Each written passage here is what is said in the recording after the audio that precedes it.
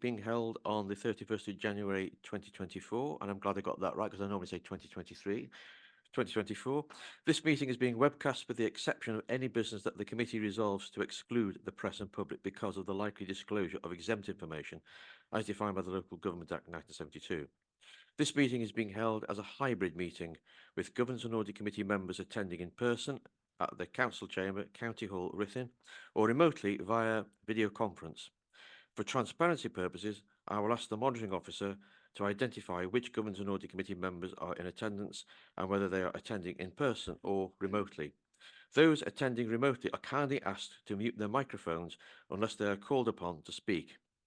Governance and Audit Committee members are also asked to have their videos switched on throughout the meeting, unless I specifically request you to turn your video off to improve the quality of the audio link when you are speaking. You will be expected to restart your video once you have finished speaking. Please also refrain from using the chat facility as messages sent to all are visible on the webcast.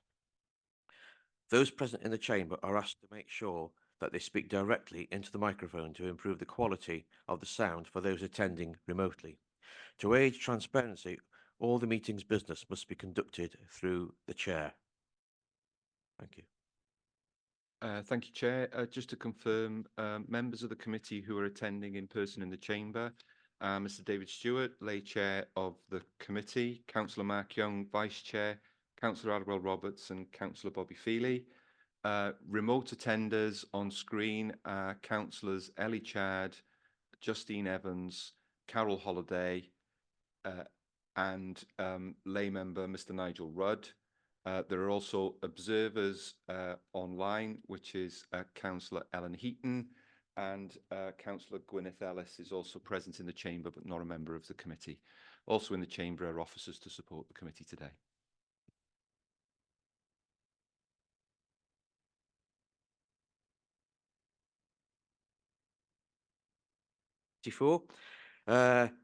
I just want just a few things before we start the agenda. I'd like to welcome Councillor Bobby Feely, who joins the committee. Welcome aboard. To replace Councillor Andrea Tomlin. Welcome to the other councillors here. It's good to see you, and officers. Just to say, we've got, as far as the agenda is concerned, I intend to have a comfort break, probably between items 5 and 6, but we'll see how it goes on. Just I'll give you some advance notice of that, so in case anybody gets desperate. Okay, right. We'll start the agenda. Item number 1. Apologies. I've had apologies from a lay member, Paul Witham. We've not received any other apologies. Everyone else is here. Okay. Declarations of interest. Thank you, Gary. Diolch, Mr. Cadeirydd. Na i wneud hwn yn Gymraeg. Bydd aelodau yn ymwybodol o'r gyfyniad o dan god ymddygiad y cyngor i ddatgan unrhyw gysylltiad personol neu sy'n rhagfarnu mewn perthynas ag unrhyw busnes i'w ystyried yn y cyfarfod heddiw. Dylai cysylltiadau o'r fath gael eu datgelu nawr, neu cyn gyntad y bydd y cynghorydd neu'r aelod o'r effeithir arnynt yn ymwybodol fod ganddynt gysylltiad personol neu sy'n rhagfarnu yn y materion heddiw.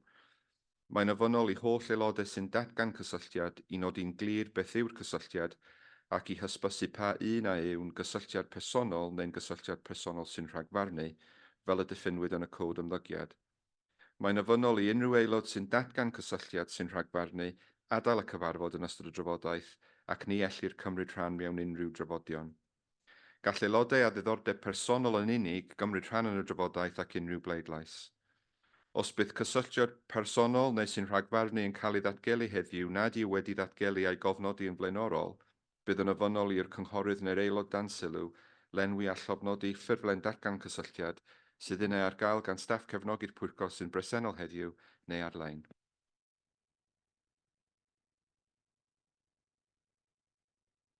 Any declarations of interest that can be made from members?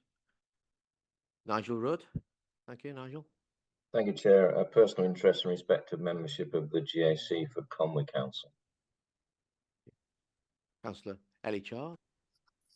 I just thought I'd mention, having read the papers, I did have a very old lady friend that did live in Gardenell Newydd. She's no longer with us because she died just before COVID, but I just thought I'd mention So I have visited the site. Okay, I just thought I'd mention it. Okay, thank you. Just for clarity, that wouldn't, thank you for No. mentioning, Chad, but it's not it wouldn't be an interest declaration. Yeah, Just thank two. you. Okay, thank you. Just two non-prejudicial interests for myself. Item 6, I'm in respect of item 6, I'm in receipt of a pension from Clwyd Pensions, and item 9, I'm a member of Wrexham Council's Government and Audit Committee. So, okay. Declaration of interest, still gone, and no more, right. Number 3, urgent matters, if there are any. Nope. Right, number 4, the minutes. We need to receive the minutes of the Government and Audit Committee meeting held on the 22nd of November 2023. I think what we'll do, as usual, we'll go through them page by page in regard to accuracy and then the matters arising. We'll go, there might be some substantive items there, so but we'll just go through page by page in regarding to accuracy first. So I'll go through it. I'll just call out page by page, and if you think there's something you want to correct or you want to query the accuracy of something, just please raise your hand. I'm looking at my screen. I'm trying to look at that screen as well. So thank you. I can't go cross-eyed. So page 4. Nigel, thank you. Chair, just clarification, please. Representation was made to receive an urgent matter under item 3. If you could clarify how that matter is being handled, Chair, at this point in the meeting, that would be helpful, please. Sorry, Nigel, could you repeat that? Yeah, representation was made to receive an urgent item, report back on an urgent item under item 3 to you as chair for consideration at this meeting. Could you clarify how that matter and when that matter is to be addressed? It refers to the budget check. Yeah, is this an email, the email I received from you?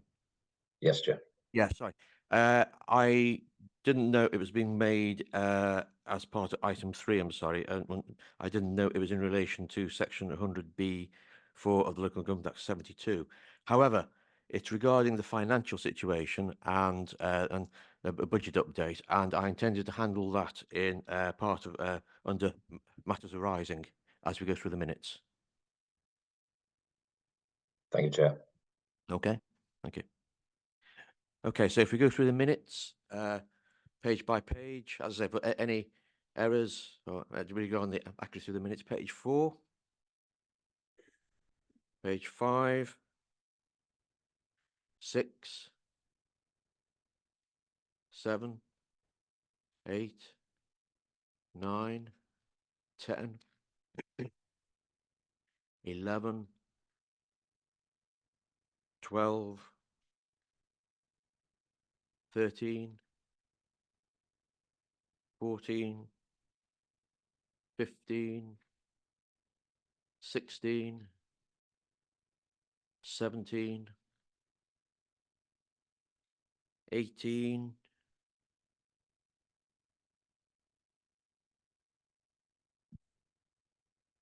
just to say, on page for myself, on page 18 and 19 of the minute of the pack, in regarding to the annual corporate health and safety report that we received last time, I think there's something missing there. I think we did say that and the following item, property compliance report, in future will be information reports in order to try to manage the agendas of the committee.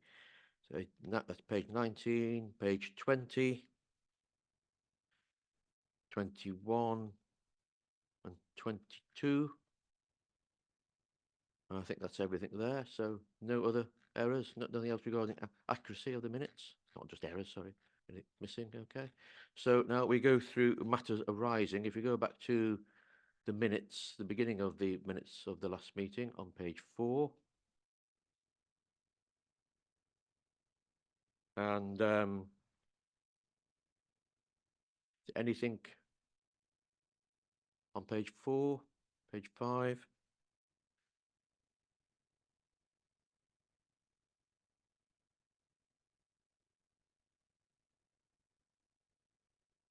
On page 8, under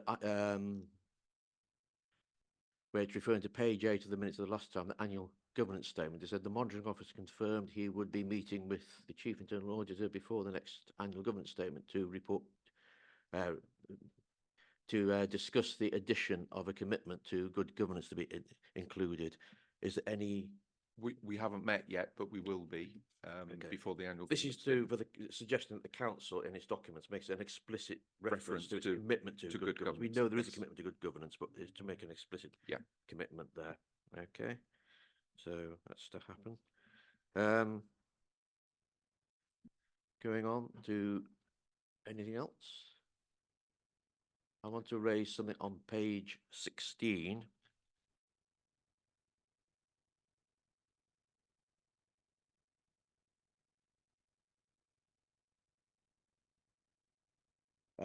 It was the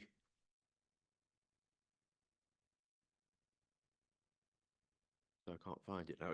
It's the reference to the shared prosperity and levelling up funding. Can't find where it is now in the minutes. I think I'm.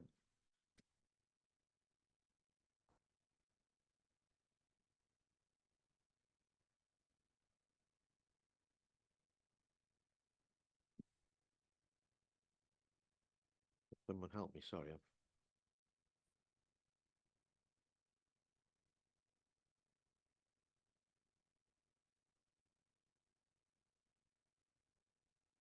There's a reference to, I think it was from the minutes of the earlier meeting to refer to, but there was a suggestion that could the council look at current processes to apply for high value grant funding and maximise the benefits of all funding opportunities. And I think that has been to scrutiny chairs and vice chairs, and it is scheduled to be looked at by the performance scrutiny committee in this November. It is this year. Hand on heart, I can look for you now, but hand on heart, I don't know the exact date, but I know November. that I know scrutiny chairs have confirmed that Yeah. they will take it to performance scrutiny. Yeah. Nigel Rudd. Yeah, thank you, Chair. It was the reference to officers to investigate the levelling up funding, the drawdown of all post-Brexit funding that Gary had indicated he would take to the next meeting of the chairs and vices of scrutiny. That was the item, Chair, I think you were trying to track. Okay, thank you. Page 19.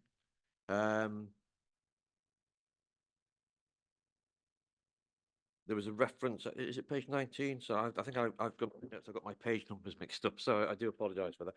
The reference to the joint inspection of child protection, the JICPA.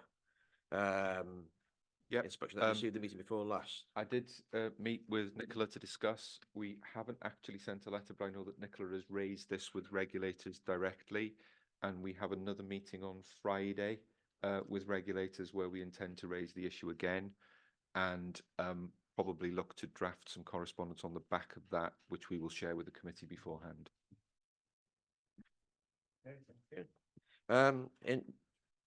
Sorry, Councillor Feely. Can I just say that what the numbers you're calling out don't tally with mine. So could you give the heading and the number as opposed to the page number when you're going to refer to something? That would be quite helpful. Thank you. It's down, and I seem to have made a mistake. So my page numbers are up, which is why I'm going a bit slow this morning. I do apologise for that. We're just going through we're going through the minutes as part of item 4. And we just bear with me, sorry. I'm having difficulty finding things here.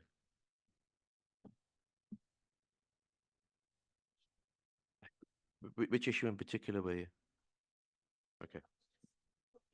Yes, sorry. Yeah.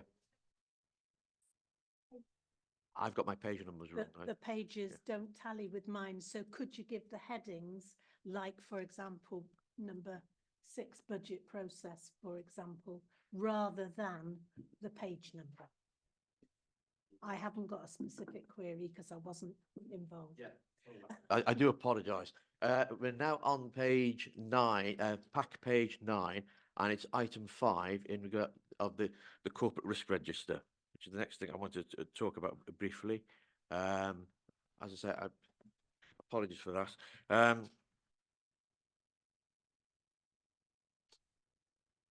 It was on the next page, on what's now page 10, the fourth bullet point down. It said members agreed that following an update to the corporate risk register, which we received at the last meeting, a briefing summary be prepared as an information report to Government and Audit Committee. That's going to come to us hopefully in the June meeting, when we receive the annual governance statement and the performance self-assessment, because the corporate risk register should inform both of those documents. Members also suggested a single summary report to be presented on a more regular basis to illustrate any changes. Something more visual, I think, is something that members had in mind. The monitoring officer stated if committee wanted information on a more regular basis, that could be requested to officers. We talked about a more iterative reporting of the corporate risks.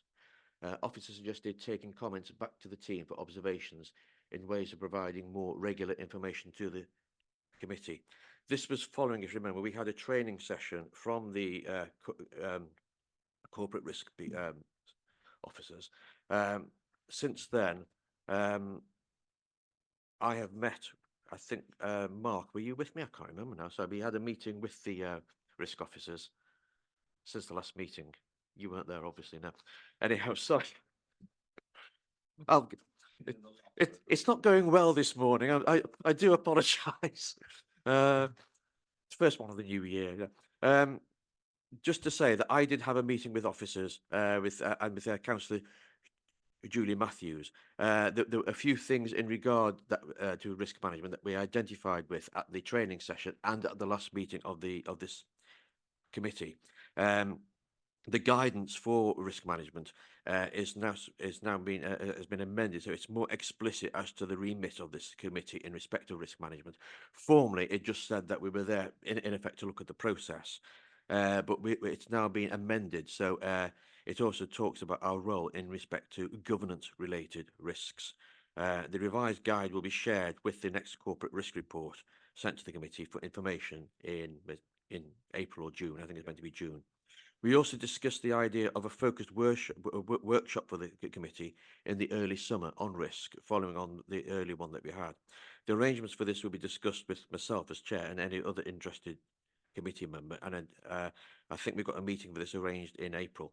But the proposal is that the session will provide us as members with the opportunity to work through some examples of risks being presently managed. If you remember, we were saying that we're supposed to comment and receive assurance about the risk management of the council. We get the corporate risk register, but we don't necessarily what's going on at the other levels, at projects and service level risks. And therefore, we wanted some assurance that they are being managed in such a way that they can't escalate up or escalate down. And that's correct. We're assured about the procedures for that. So there's going to be another workshop probably in the summer on that, but we're going to have a meeting to discuss that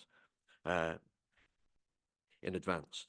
Finally, I discussed with officers an operational proposal to move the council from a 6-monthly corporate risk reporting to a more iterative, to either quarterly, responding to the committee's request. This was in response to our request for providing more frequently. That proposal is going to be discussed with the corporate executive team in March. If they're in agreement, the approach would be piloted initially to see whether it meets officers' needs, but also whether it's practical within existing limits. We're just trying to make, I think the idea is to make risk management reporting more of a dynamic, real-time thing rather than every 12 months or every 6 months. We thought this would be advantageous not only to us as a committee, but also to performance scrutiny and indeed to Cabinet as well, when they go through it. So that's me reporting back to you on risk management. Anything else on that before we move on? Okay, still within the minutes and matters arising from the minutes. Then we go on to pack page Arwell, Councillor Arwell.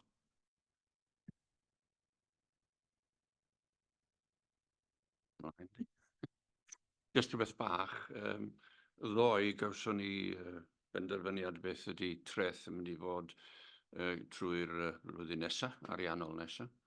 Ac mi ddari arweinydd y cabinet ddeud mai toriadau ydy'r rhain rwan.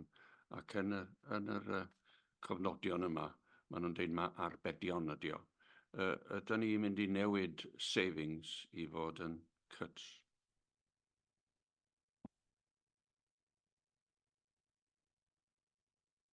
Someone respond to that. Wel, mater o geiriau ydy hynny, i fod yn onest. Maen nhw'n mwy neu lai disgrifio'r union yr un beth. Os da ni'n torri rhywbeth, da ni'n arbed arian. Nawn ni edrych ar sut da ni'n neud hynny'n corfforaethol. Ond di'r geiriau ddim yn twyllo neb, mae'n glir beth sy'n digwydd. Ond mae arbedion neu toriadau yn disgrifio'r un peth. Sorry.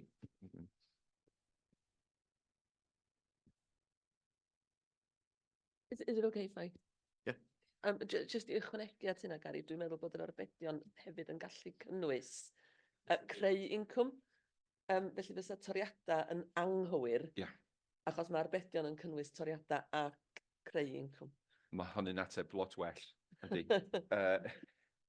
A mae dal pethau da ni'n neud o rhan effeithlonrwydd a pethau fel yna sydd yn rhan o'r arbedion hefyd. So mae arbedion yn disgrifio pob peth, ond mae toriadau yn y gymys.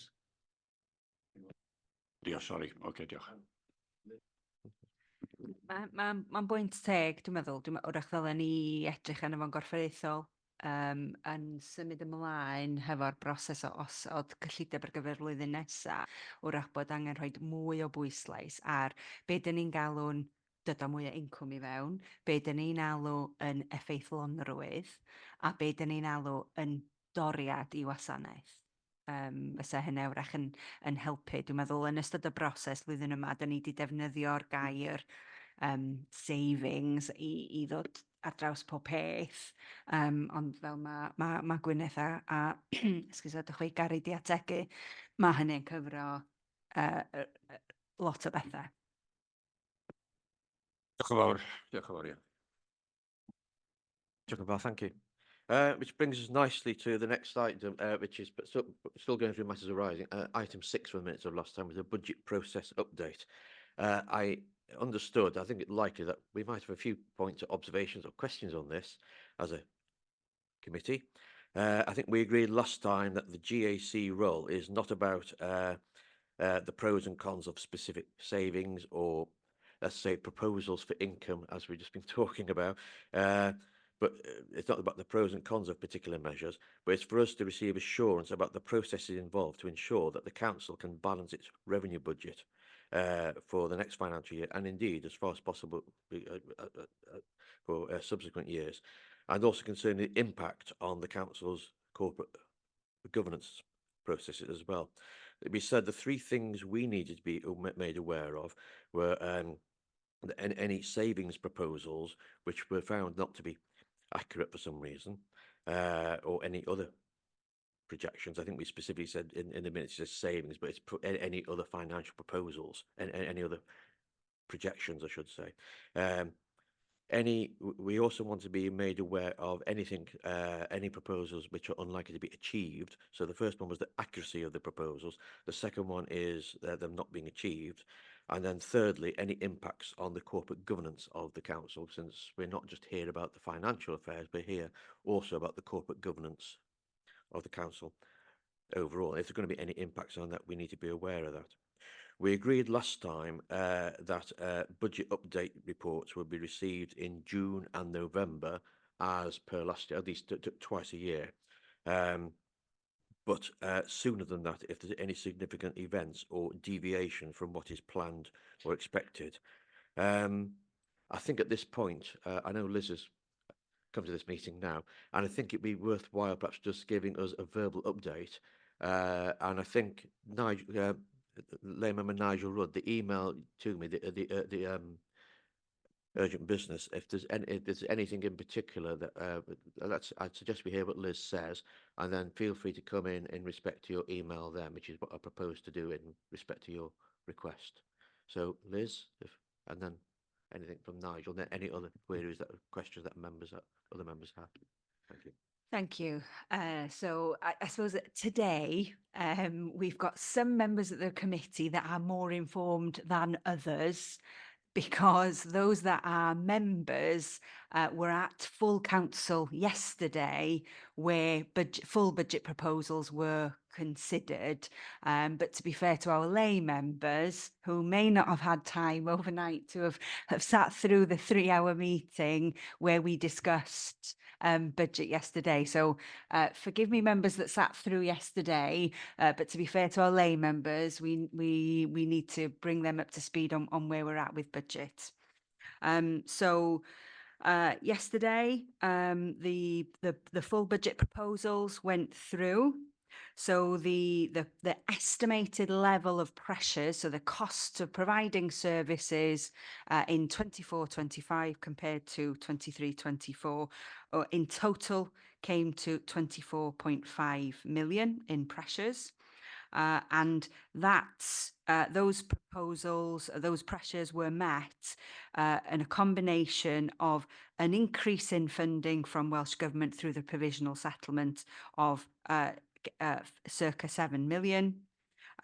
Savings proposals were brought forward and they were split into major savings proposals, non-strategic savings, and also a further target of 3 million that's been set to all heads of service and schools, getting to 10.4 million.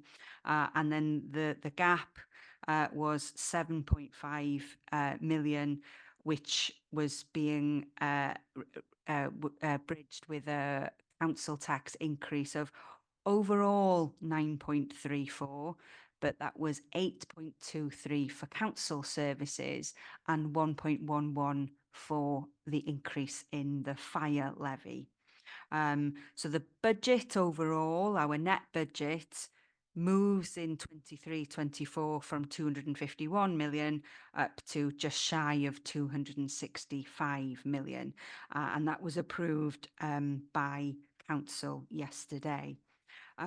There's no planned use of reserves in how we balance that budget, but there was details in there of how we plan to use reserves to fund things like the cost of employees exiting the organisation, and that would be both through compulsory redundancies where they are needed through some of the major savings proposals, and also then through the voluntary exit scheme that we have in place and are working through. Both Councillor Ellis and I yesterday were keen to point out the risks that are included in the budgets, and the things that we were pointing out was the level of savings. You know, it's a high target, it's a high level of savings that need to be found, higher than has been for the highest. So, you know, we were keen to point out the need that there will be a need to track carefully those levels of savings and be reporting them through to both Governance and Audit Committee, but also to members through Cabinet and Scrutiny Committees regularly. We were also pointing out the where we were at in terms of the 3 million savings that all heads of service have been given. So we were at needed to stress that heads of service know what their budget is for next year. They are working through that, and a number of those will be achieved through the voluntary exit schemes, but there are other things that are ongoing, and a commitment to keep members, and I include lay members in that, in how we are doing with those before the start of the new financial year. We're also explaining the difficulty in forecasting pressures this year. Inflation and also demand for services are incredibly difficult to forecast. And I think that's something, in discussing with Section 151 officers across North Wales, that we're all finding at the moment, trying to forecast demand, although we're using the latest forecast of demand that we've got, but that is quite challenging at the moment. So I think if that's enough of a summary, but I'll take any specific questions that anybody has over and above that. Thank you. Thank you. Any questions or points or observations from members on the budget process? Councillor Mark Young. Yeah. Thank you, Mark. Thanks for that. And it's understood it's going to be very challenging, and I think just be good to clarify. We've got the head of internal audit here. It'd be good how they're going to fit in, and just to touch on the capacity, because it's a huge piece of work. So a summary of how they're going to fit in and that ability to meet the needs we're going to need going forward, please. Sorry, Bob. Can you respond to that, please, Bob? Thank you. Yes, obviously I've met with CT Cabinet over the last few months, and obviously I'm meeting regularly with Liz, my boss, Section 151. The proposal is at the moment I'm meeting all heads of service to go through what their budget pressures are, identify the areas they're planning to save, and then over my next step then in the middle of February, I've got a meeting with Liz to then go through, the Section 151 officer, to go through and outline what pressures each service are facing, where they're going to make their budget savings, and then the audit plan will be approved by CT in March 1st, end of March, beginning of April, to look at the budget savings that are in place and how audit's going to tackle them. We're not going to look at redoing what finance are doing, because obviously finance will track the budget, but what I will do is test the process that they have in place for each of the systems. So we'll be testing that their processes are robust and effective, and then obviously from a service point of view, we'll be looking at each service. Some of the areas we're looking at as process reviews, because some of the services have identified that they might want us to work with them early doors to set out the processes in place in different services, and that might help them streamline those services. And then obviously throughout the year, a proportion of the audit plan will be in place to revisit throughout the year. Pressure-wise, I've got a full team now, so that is really good. And obviously, most of them now been 12 months in the job, so they've learned a lot in the last 12 months. And I'm pretty confident, if we don't get a run of special investigations, the team will be able to do an awful lot on the budget area. Yeah, thanks for that. And it's going to be a learning curve, but that's good. It's happening, but there's going to be a huge balancing act between your day-to-day work and this. But I'm sure you've got that in hand. So thanks for that, Jock about. Liz, you want to? Yeah, just add to that, in terms of, because I was thinking about the Governance and Audit Committee's role in this. So I think we've got meetings in early March and a meeting in April. I would suggest that I bring a report to the Governance and Audit Committee, probably at the April one, I think, but around what the process is for tracking, so that Governance and Audit Committee can scrutinise that process. And possibly we outline the budget strategy that a review almost of how things have gone in 24-20 in setting the 24-25 budget, so that is early enough to feed those comments through to Cabinet around how we do with the 25-26. So, something I'm offering to do. I was just going to, come in at the back just to add to what Bob had described, because I think as part of those conversations with Liz and potentially myself, is understanding to give the committee some assurance about where savings are being made, that's not compromising internal controls or any other governance arrangements, so that we, as you said, as part of your remit, is not just to scrutinise the financial affairs, but any impact on governance, and that can be part of that work as well. Yes. Absolutely. I know, as Bob said, I mean, Liz is a Section 151 officer, is Bob's manager, line manager. But at the same time, Bob hasn't independent status as well, and he can go direct to the chief executive or to myself. Not that that's likely to happen, but he just Bob is not, you know, if there was an issue there is that independence there. Nigel, I'll bring you in a minute. Just to respond to Bob, if you're going to the internal audit work that you do, I mean, obviously, when we look at internal audit work at the next meeting of the committee, obviously there's other issues for you as well. There's other work that internal audit needs to do, looking at internal controls and so on. But presumably, is this work on the budget proposals going to be sort of as far as possible done as early as possible in the financial year? Because obviously, if there are weaknesses found, they need to be addressed as early as possible. Possibly. I don't know if Liz or Bob wants to respond to that. Bob's got his hand up first. I'll respond first, Dave. That's all right. Yeah, obviously from my role, it will be throughout the year. Some of the work we done in Q1. I've already identified one piece of work I want to do. I won't name the piece of work because obviously it's not been approved yet, but that can be done in Q1. I've met with another head of service who's keen to have these process reviews, which, as you know, Dave, they look at control procedures in place. So we will be able to give the Governance and Audit Committee assurance that, you know, appropriate controls still exist within the services. So I think a lot of the process reviews will help with the process that we'll be undertaking, but it will be throughout the 12 months because obviously some of the savings aren't due to Q3 or 4 in some of the services. So it will be a case of when they've got the savings identified, we'll look at them with them first, and then obviously we'll have to go back and track the effectiveness of the savings in the way of performance on the service. Liz, did you want to come in on that one as well?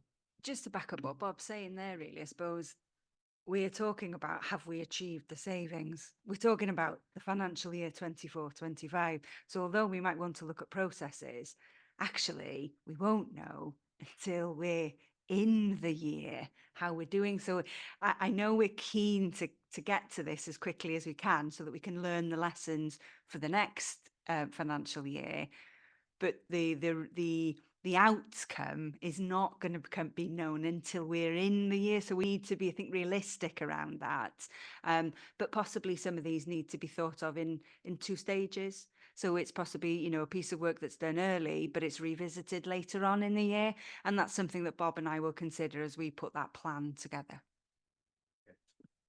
Okay, thank you. And Liz, going back to your proposal for a report probably in April on tracking and also on the budget strategy, outline the budget strategy, I think that would be well worthwhile.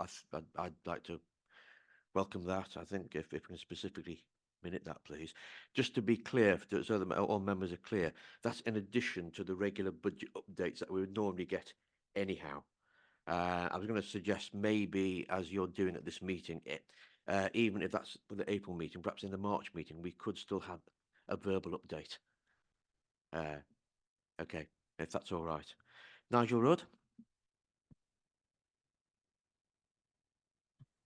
Thank you, Chair.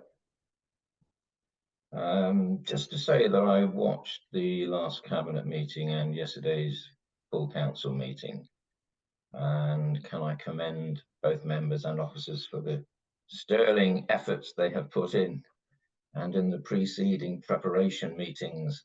And I'm delighted that Gwyneth is still standing and Liz is still standing today following the exertions over the last 48 hours or so. What I want to do, and this is essentially probably aimed at Gwyneth and Liz and Gary, Chair, is to flag to you what I would expect as a GAC member and the GAC committee in relation to the budget process strategy and going forward, because I think at the moment there is potentially a missed opportunity, partly about the engagement with members and with the wider lay members, but also about using the last few months as a learning process. I think from my perspective, what I'd be looking at GAC is a report back ideally to the 6th of March, although I'm prepared to be swayed that it might be later, along the following lines. Effectively, the report should be a stress test of both the budget and the budget process. And within that, I'm going to suggest what I'd be looking for in the report Liz and Gary. The first 6 points on that report should cover the CYPFR identified 6 reasons why local authorities fail in section 114. And I know we haven't got papers today, which is why I'm going to go through them fairly briefly. The first is a heading about over-ambitious savings. The second is the lack of a medium-term financial plan that's robust. The third is about leadership. The fourth is about inadequate governance. The fifth is about weak financial management. And the sixth is about lack of reserves. All those items have been identified as common to section 114 authorities in that CYPFR report. And I think that there are statements around those. Liz, I know that you referred to during the course of your presentations, but need to be set out in a way that provides a robust response in the event that anybody subsequently comes back and says that we are contributing to or mitigating the potential for a section 114 notice. The other points on the report cover the following items. The use of the risk register to inform thinking explicitly in terms of high corporate risk, and that is a matter I think we're very strong at, and we had a very clear statement about the necessity to set a balanced budget at the last GAC meeting, and I think that's really positive and far clearer and focused than I've seen in other authorities. We need to come back next on the arrangements to track and report progress on the budget, which is what we've just been discussing. So there is a clear tracker of how effective those savings have been achieved. We need also, in my view, to get an Arling close opinion on the Treasury management implications of the capital programme as projected going forward. And I know we get Arling close reports, but there needs to be an opinion. We employ them as advisors. It would be an opportunity to use them focused on what the view is from a TM perspective of the future potential capital programme, because the capital programme revenue implications are significant on this authority, and we need to ensure that we are explicit about acknowledging that, not in the middle of a 10-page report from the advisors, but specifically as part of the GAC consideration. We also need that report to have the update on the £3 million exit scheme savings progress, which was a matter of considerable concern and discussion yesterday at the County Council meeting. So there's already reckoning on the progress that is being made. We also need to separate, in my view, and it's an issue that Gwyneth has just picked up, this issue around cost savings and fees and charges income generation. At the moment, the income generation aspects of the authority get lost in the debate and the feedback on business cases around savings and cuts. They're actually quite different. Income generating is, in terms of fees and charges, quite a specific opportunity for the council to raise its revenue. And Liz, as you said, we can't manage without sort of ensuring we've got sufficient revenue coming in. And can I draw your attention to one way of actually ideally doing this? I looked through the papers over the last few months, and I couldn't see robust business cases built around fee, income and charge increases in the same way as I potentially could see arguments about why cuts might have to be made or savings have to be made. I think there's a loss of opportunity there. CYPFR in about 2015-16 produced a benchmarking report which included a very useful questionnaire about fees and charges. And what that did was to highlight over about 10 areas of what the council's activities are, the specific fees and charges that might be applied, from issues like crematoria to respite care, to child support and similar, communal bookings, wasp removal, all the stuff neatly captured in terms of potential income generating activity for a council.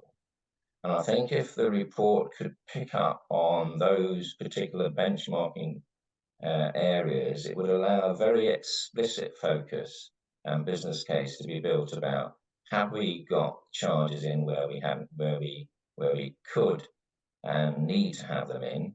Have we got charges in at the right level? How do they compare with the charges of other authorities? And I think that piece of work, I think, is undercooked at the moment within the authority, and may help in terms of trying to balance at a later stage. I'll give you one specific issue in this area, which might appeal to Mark, which is around planning fees. In the UK government increased the English planning fees between 25 and 35% in December just gone. I know these are prescribed fees by Welsh Government. When was the last time they were increased by the Welsh Government? Secondly, what are we doing in collaboration with other councils externally to enable pressure to be applied on the Welsh Government to see an early uplift on those fees to match those with England if we haven't been doing it already? I think the issue around the medium-term financial strategy and the problems around projection of that, and the further away you get from today, the more difficult it is, I think should still be a focus so that we can flag when looking forward potentially the council tax increases in year 2 and year 3 as part of the debate. It's also important in looking at council tax increases to have a comparative about what's going on elsewhere in Wales. And last year, if you actually looked at what Ddinbych was trying to do on council tax increase last year against what was occurring elsewhere in Wales, we were a real outlier. We were the 3rd lowest council tax increasing authority across Wales. We were totally out of step. We were out of step in North Wales, we were out of step with much of the rest of Wales.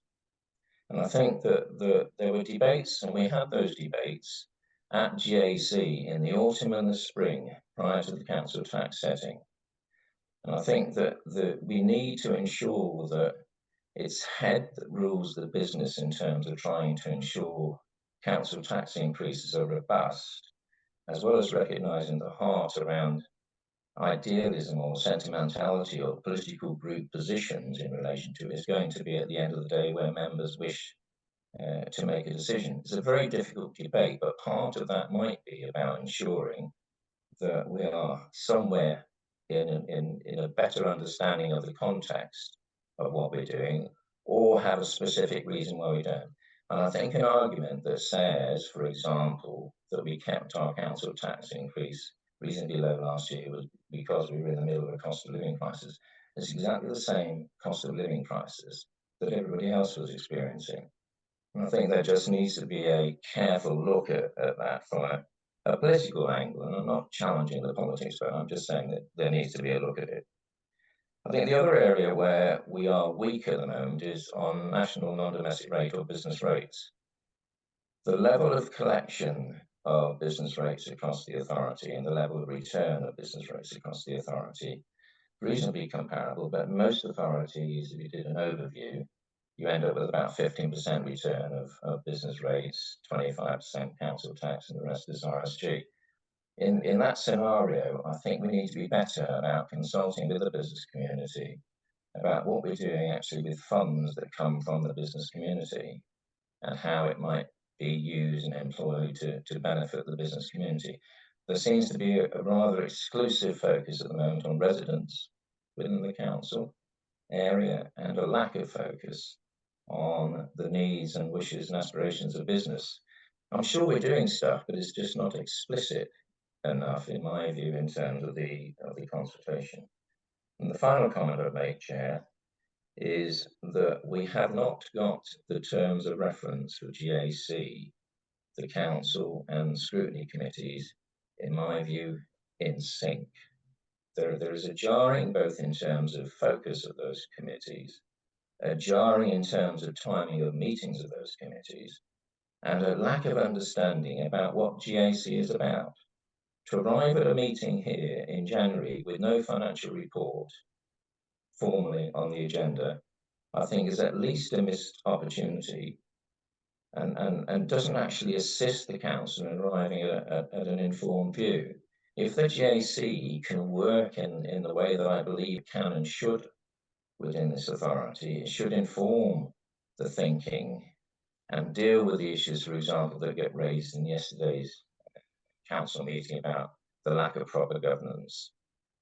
I mean, the lack of audited or financial strength, or the lack of strength in our financial management. I think there are issues that we can provide a shield of protection around the workings of the officers and the council in the run-up to a council tax and budget setting process in a way that is being missed at the moment. And I think the start of that is bringing in the type of report that I'm suggesting for March or later, but the earlier the better. And then a follow-up in terms of how you track the issues that I've identified in that shopping list of what I'd like to see on the report. That's the reason I asked for this matter to be raised as an urgent item, because there was no other opportunity on the agenda, Chair, apart from matters arising, that would allow the GAC to view the matter, and that remains a concern to me, and I would hope that doesn't happen again in the future. Thank you for your indulgence, Chair. Just to before we respond to that, just to clarify something, Nigel started. You started by reference to the section 114 report. Just for the benefit of members, I did issue that to all members back in the autumn, I think it was. It's quite a concise, easy to read report on the 3 English authorities that issued section 114 notices in 2022. And it is worthwhile reading. I was going to mention it again when we come to the Treasury Management item later on this morning. There's quite a lot of proposals there from Nigel. Nigel, I just missed something. Did you? It's due to either my hearing or the sound reduction. I heard all the various components you talked about there. Was this with a view to asking a report in March? Yes, through you, Chair. I would ideally want to see a report in March covering these matters, as that would come in with providing some reassurance before the end of the financial year, particularly in relation to outstanding matters around savings, for example. If the officers, and I'm mindful that it is an ask of officers who've been working extremely hard to date, but I think it's a very, very important ask. And officers, I'd look for a response from officers as to when realistically they could bring the report back in full, or and if they can't bring it back in full in March, something needs to come back in March, and then a full report at the first point in the new financial year would be my compromise, Chair. Thank you. Would officers like to respond, or the lead member as well, if there's anything, if there's any responses there, then if the views of other members? Thank you. I will respond. I mean, thank you, Nigel. There's a lot to take in there, and I think, you know, I'm absolutely open. I would need to discuss a lot of that with Liz to see what my response is. The one thing I would like to respond to directly is the council tax for last year, because I think last year we were faced with the same situation where you know, as a cabinet, we were looking to do what was necessary to balance the budget. I would dispute that we're an outlier in terms of our council tax. You don't look at just the in-year rise, but also, you know, what is our council tax level? And I think we're pretty close to the average in Wales in terms of how much what our council tax level is. And that's after the rise for last year. But of course, I would also like to say, I think setting the council tax is always going to be a political decision, isn't it? As are any other taxes. You know what I mean? When Westminster or the Welsh government decides on their taxation levels, there's going to be an element of politics that come into that decision. I don't think we're at the county council any different. Apart from the fact, of course, that we are well aware that we need to set a balanced budget, which maybe not every level of government needs to do. But anyway, thank you for that, Nigel, and I will definitely be interested in discussing with Liz the points that you raised. Yeah, there's a lot to consider. I think some of the points that Nigel was raising, I think was what I was already suggesting in the reports to March and April. I get what's been included in terms of the points of SIPFA. I think that would be useful to sort of set the council's position where we, a view of how do we review against those 6 points that SIPFA are made, given it is, on our corporate risk register, one of the highest risk that we have. So yeah, I think that's it's a reasonable ask, and I think it's something we should do. And in some of the things around the update around the 3 million, the tracker savings, there's some things I need to go and have a look at in terms of, Alan Close's opinion, whether or not I can't speak for them, whether they would be willing to, but I can certainly go and have a discussion with them around that. If Nigel wouldn't mind, so that I know what he's referring to, the SIPFA questionnaire about income and benchmarking and around fees and charges. I think that's something from a budget process point of view, and the comment around savings and efficiencies and reductions to budget, and how we're doing in terms of income generating possibilities. Yeah, I think it's the right thing to do to split them out more. But I think these are all things for the budget process that need considering and moving forward. So I think the time is right to be looking at those kinds of things. What are the dates? Sorry, I haven't got them in front of me for the committee. I think it's an early March committee. 6th of March. So the problem with that, of course, is, the deadline for papers, we're 2 weeks before that. So, only leaves a couple. This is a comprehensive report. I would like to go away, have time to discuss that with Gwyneth. There are bits around terms of reference, around scrutiny, around governance and audit that I'm sure Gary would want to comment on, and that might take a bit of time. So if I sort of pause there and bring Gary in. Yeah. Just actually discussing with the chair, we've arranged a meeting for myself and Bob and Mark and Dave to look at the committee's terms of reference, can certainly broaden that out. If there was any impact on scrutiny terms of reference, then we'd need to take it to the chairs and vice chairs of scrutiny. But I think we've got a meeting in the diary later this month, provided everybody's available. So that work is beginning, so we can feed into a report on that. Yeah, so and then in terms of time, is it later on in April? 24th, okay.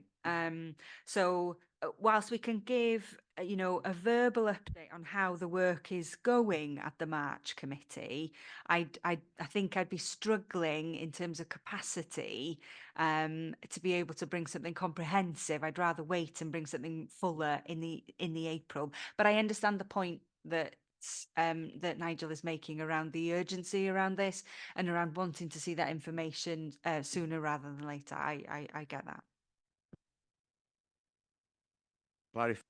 That I think so. What we're proposing is you'd give a verbal update in March. The report that Nigel suggested we would get in April, and that would also encompass what you proposed earlier on, Liz. On tracking and the outline budget strategy, obviously, as well as that we would still get later on the year the normal budget update reports as a matter of course. Yeah, okay. Yeah, okay. I think just going back to what Councillor Ellis said about council tax, I mean, it's not our job of as a committee to say what's right and what's wrong there. I take it what Nigel was saying there, but suggesting that I think we're looking for assurance that all options have been considered, not saying that all options are taken, because that's not our job, but we're assurance that all options are no-go areas there. Which is, I think it's a fair enough question from us there. So just to clarify that point, I think also, I think the other thing I took from what Nigel said, and he did message me in advance about this, and I suppose really some of these messages coming out from today, it would have been ideal they've been taken account of yesterday. So we probably do need to look at the timing of our meetings so we can inform cabinet and council meetings on a better basis. Thank you. We can certainly take a look at that in respect to the calendar of meetings. Calendar of meetings is quite complex, but we have certain principles we follow, and if we need to amend those to put a GAC in before the budget meeting of council, then we can certainly make a note to do that next year. Any other questions or any other issues on that point, on that suggestion of Nigel's? Councillor Early, sorry. Sorry, thank you for your indulgence. It's just that I think, without wanting to criticise now, because I do welcome Nigel's comments, and I actually, if it's possible, could I get a copy of that as well? Because it was a lot to digest without seeing it written down. But we did come to the last Governance and Audits Committee with the budget process. And I think lots of this, as in, did you look at the CYPFA report and did you consider the points there, are stuff that could have been brought up in that meeting. And I think that would have been more appropriate than just before the budget setting meeting with council and cabinets, because it gives, you know, as I said, I don't want to be critical because I do welcome this kind of comment, but maybe at the last Governance and Audit Committee, when we did come with a budget process report, would have been an appropriate place to bring these up. So just my observation. It's a fair. Bobby Feely? Yeah, it's my first meeting and I'm probably not entitled to say what I'm going to say, but to me, what Nigel, and I don't know Nigel at all, what is brought up under the minutes seems quite irregular in terms of how we run our minutes normally, how we run our meetings normally. So it feels a bit odd to be discussing this at this point in time on the G&A committee, but then I'm probably totally wrong there because that's my first meeting. There were people in the council meeting the budget process yesterday who were unsure about the fact that there was 3 million not identified as yet in savings, hoped for, obviously, as it says here, but not yet identified. So that was quite difficult for some members to take on board. Hence, it wasn't a unanimous budget. And just to touch quickly, as Nigel's brought it up, on last year being out of sync with most of the rest of the authorities in Wales, it felt to me like they had looked ahead and thought of what was likely to come and set a higher budget. Hence, yesterday, we were told last year 3.8% because we did have a funding gap of 10.5, but we did have proposals to bridge that gap. So we felt quite optimistic this time last year that our budget setting process, with what we'd been involved in and what we'd heard, was okay. But we realise a year on that in actual fact, it would have been more appropriate to have had a slightly higher one then. And then the gap for our residents going from 3.8 to 9.3 would not have been quite so upsetting for residents. And let's be honest, business people are residents as well in Denbighshire. All people in general are going to get a shock, are shocked because it's probably out already. So I do acknowledge the point you made there, Nigel. Thank you, Chair. Well, I think in terms of the minutes question, I think that's at the discretion of the chair. Clearly, there'd been a request from one of the members of the committee to discuss something, so it could either be done as an urgent item or it could be done as a matter arising from the budget process update. I think they're all valid considerations, and actually it's the work of this committee to point those sorts of things out, so I think that's fine. Clearly, what we can't do is end up having a rerun of the budget debate under matters arising, but you could even have dealt with this under the forward work programme. So there are a number of opportunities to deal with it. The important thing is that, you know, members are making their contribution in respect of the terms of reference of this committee. scrutinise the financial affairs of the council. So any of those proposals and suggestions will be received and, as Liz said, fed into a report to come back so that the committee can get the assurance it needs around the processes going forward. And, you know, I suppose I would make the point, this is the biggest sort of budgetary exercise we've ever had to go through. Will we need to learn lessons about how we've done it? Absolutely. And conversations have already started amongst senior officers about, well, how do we debrief out of this and make sure that, you know, we learn these lessons going forward, because next year is not going to be any easier than this year. You know, all the suggestions that Nigel's made are things that we really do need to take away and consider. And most of them have come up in others. I think what Nigel's done has been useful to bring it all in one pot, as it were. As far as the regularity is concerned, I mean, Nigel emailed some of his concerns to me a few weeks ago. I didn't know whether that would go under item 3 as an urgent matter, or I decided to be discussed under matters arising. That was my choice there. That's why I asked Liz to be here for this item, and so I mean I was quite expecting that to take place today. As far as the committee concern is, because I wouldn't say it's that unusual. We are trying to, and I know our agendas are set, but I think if we're going to be relevant as a committee, this is where we differ from a scrutiny committee. I'm not saying they're not relevant, but they can have their program.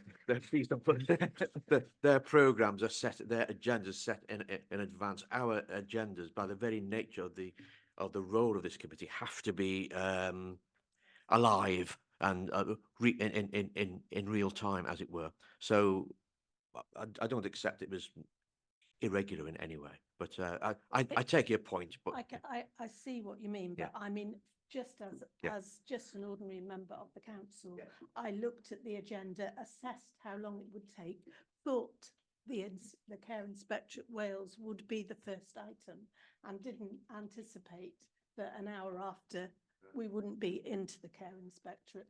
That's just from my point of view, trying to run my day. I was wrong about what I saw, because I didn't realise the minutes and matters arising from the minutes would take the time. You know, maybe I'm being selfish. Perhaps I should have just come with an open mind, but at least you know how I feel. Okay, that's fine, but there's nothing. It's nothing particularly different to what I was anticipating. Mark, did you want to say something? Yeah, just very quickly, time has gone on. I think Nigel points are good. We're on a massive learning curve, and when the reports do come, they've got to be right. So if it's a month later, I think Nigel would agree. If that means they're going to be more relevant, that's good. And Welsh auditor on, they've been talking about looking forward, so we feel in a better place. So I think the clarification of this debate's been good, Chair. Thank you. I think it'd be good if Councillor Can I come Roberts. in Thank here? you. I thank Nigel, and Gwyneth has proposed that we have his points sent to us. I hope that everyone is included in that, not only the officers and the portfolio finance, Gwyneth, that we all have the good points, and his experience is really welcomed here. And going back to Ddinbych raising rates over the years, we had a kind, I think, we had the Rhyglyn Borough, who was with kind of in trouble all the time, and we have always been looking. And last year we thought, wow, we won't have to raise the rates as much, but perhaps he was right that we should have looked at it more thoroughly. But there we are. That's the situation we are. We can't go back and look what had to happen before too much. We are now going to be positive, and hopefully that we can make Ddinbych a better county after all this, what's been happening lately. Diolch yn fawr. Diolch, thank you. Nigel, would you be okay? Presumably you were reading from a script of your own. Would you be able to sort of share that with myself, and I'd suggest Gary, and we can distribute it? And is that okay? Yeah, through you, Chair, I'm more than happy to submit the points that I've raised this morning, and thankful for members and their positive response, and recognise to Gwyneth in particular, I know that politicians at the end of the day make the decision, accept that. I think that was yes. Can you it just from our point of view, there's something wrong with the sound system. You were talking so That's a yes, sir. Yes, Chair. Thank you. Are there any more as far as the budget process? Any other matters on this? Moving on, because we still need to finish matters arising yet. I'm just going to whiz them through fairly quickly, really. Are there any other matters arising from the minutes that members want to comment on? I'm not going to go from page by page because we need to move on. Yeah, just to say, the Audit Wales timetable, I think that's quite important. Mike, you're here. Can I suggest that we discuss that under, if you're going to be here for the whole meeting, the last but one item is the agenda, is the work programme. I'm thinking about the report on the close down of the accounts. You were going to give an update. Do you want to, are you okay waiting to that item, or do you have to go before that item? No, absolutely fine to leave it to the end, Chair. No problem at all. Thank you for checking. Okay, thanks, Mike. As far as the minutes are concerned, we're asked to receive the minutes of the Governance and Audit Committee held on the 22nd of November 2023, allowing for the extra report we're going to get in March. That's one of the major points to come out of it from the report that's been requested from Liz. Can I ask for someone to propose that we accept the minutes? Councillor Mark Young, someone to second it? Chard, all in favour? Okay. Thank you.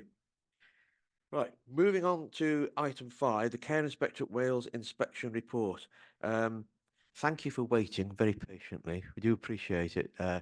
Can I suggest that, just to say as an opening remark, we're talking about, we've been, in the previous item, we've been talking about very gloomy times, unprecedented financial pressures on local authorities.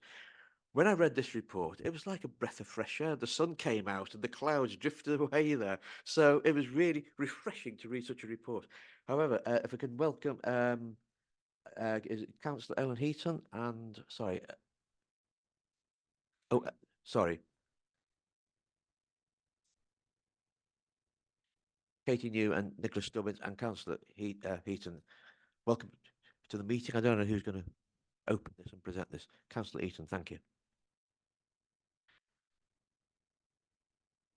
Diolch Cadeirydd a bore pawb. I'm glad to hear that, Chair, because those are my thoughts too, and I really am glad to be presenting such an uplifting report this morning for your discussion. As you're aware, it's Care Inspectorate Wales inspection report on our in-house domiciliary support service, and it took place in August last year. And it's an extremely positive report. It's split into 3 main areas of wellbeing, care and support, and leadership, all of which are extremely encouraging. And notably, in the report, you've seen that no areas of improvement have been identified. So this report does stand as a true testament to the dedication of our team here in Denbighshire. And it's even more commendable when you consider the wider context and the challenges that the sector faces.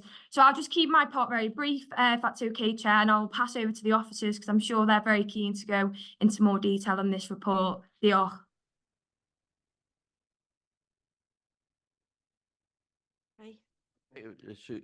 Someone like to give a summary. I mean, I think I'm going to assume the members have read the report. We just give the overall summary. It's that'd be worthwhile for us. Thank you. Yeah, I'll pass over to Katie to do that if that's okay. I just wanted to sort of introduce Katie a little bit more formally. Katie is our responsible individual, and the report specifically refers to that statutory role. That was one of my questions. What's the responsible individual?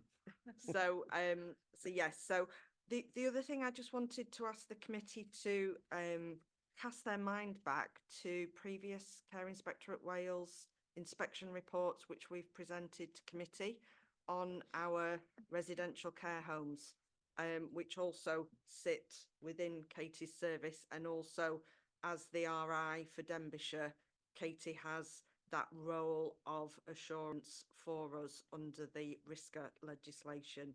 So we had inspections on both of our residential care homes as well in the last 12-18 months, and they were exceptionally good as well.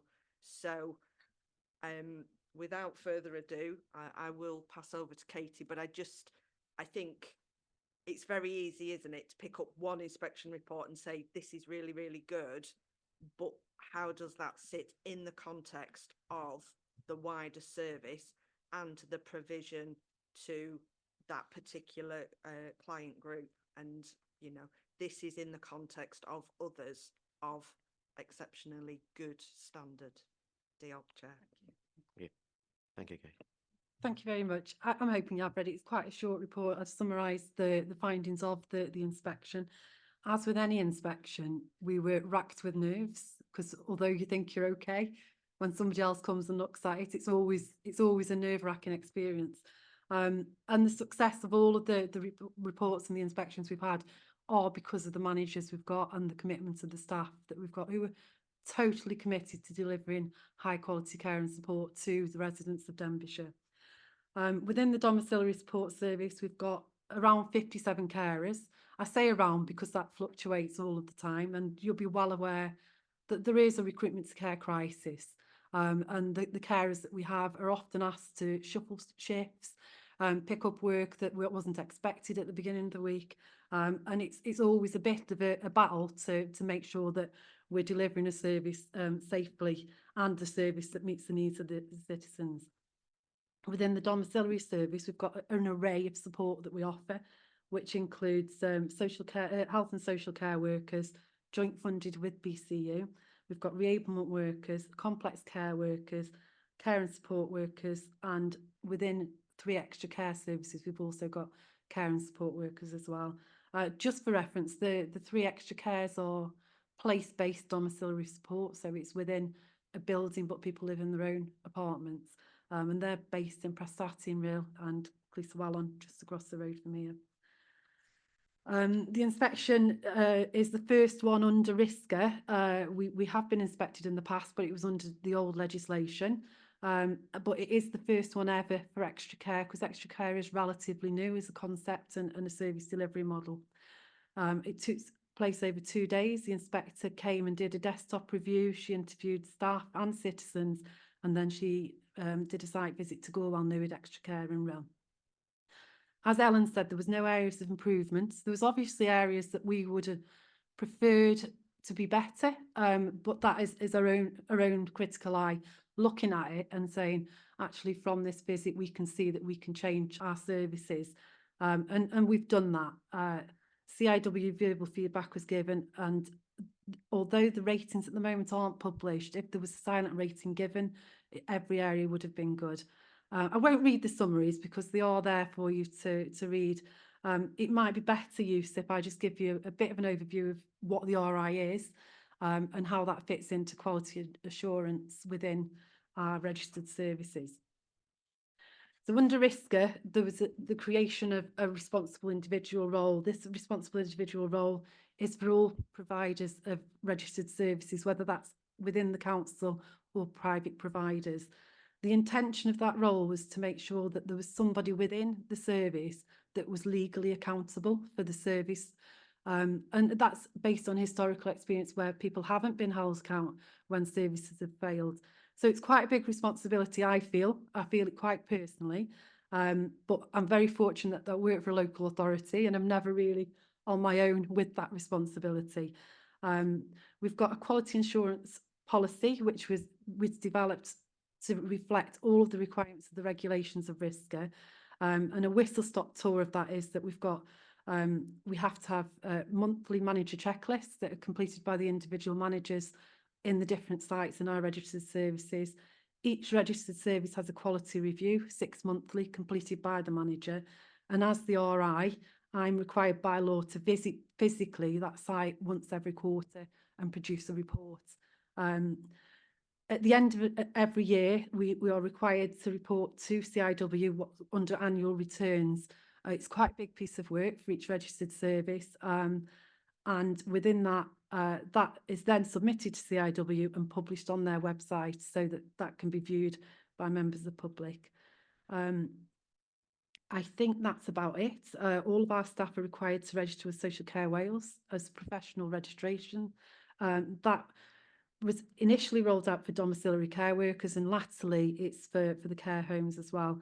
And as this report, the final sort of check and balance is CIW overview, where we're registered as a service provider. Roger, Katie. Okay. Members, any questions, observations or points? Councillor Arwell Roberts. Os gynna i ddim cwestiwn, ond llongyfarchiadau i Katie a'i chryw am y gwaith bendigedig ydych chi'n neud efo gofalwyr, ac yn enwedig bod chi yn hybu defnydd o'r Gymraeg. Mae hynna wedi allan yn yr adroddiad. Llongyfarchiadau.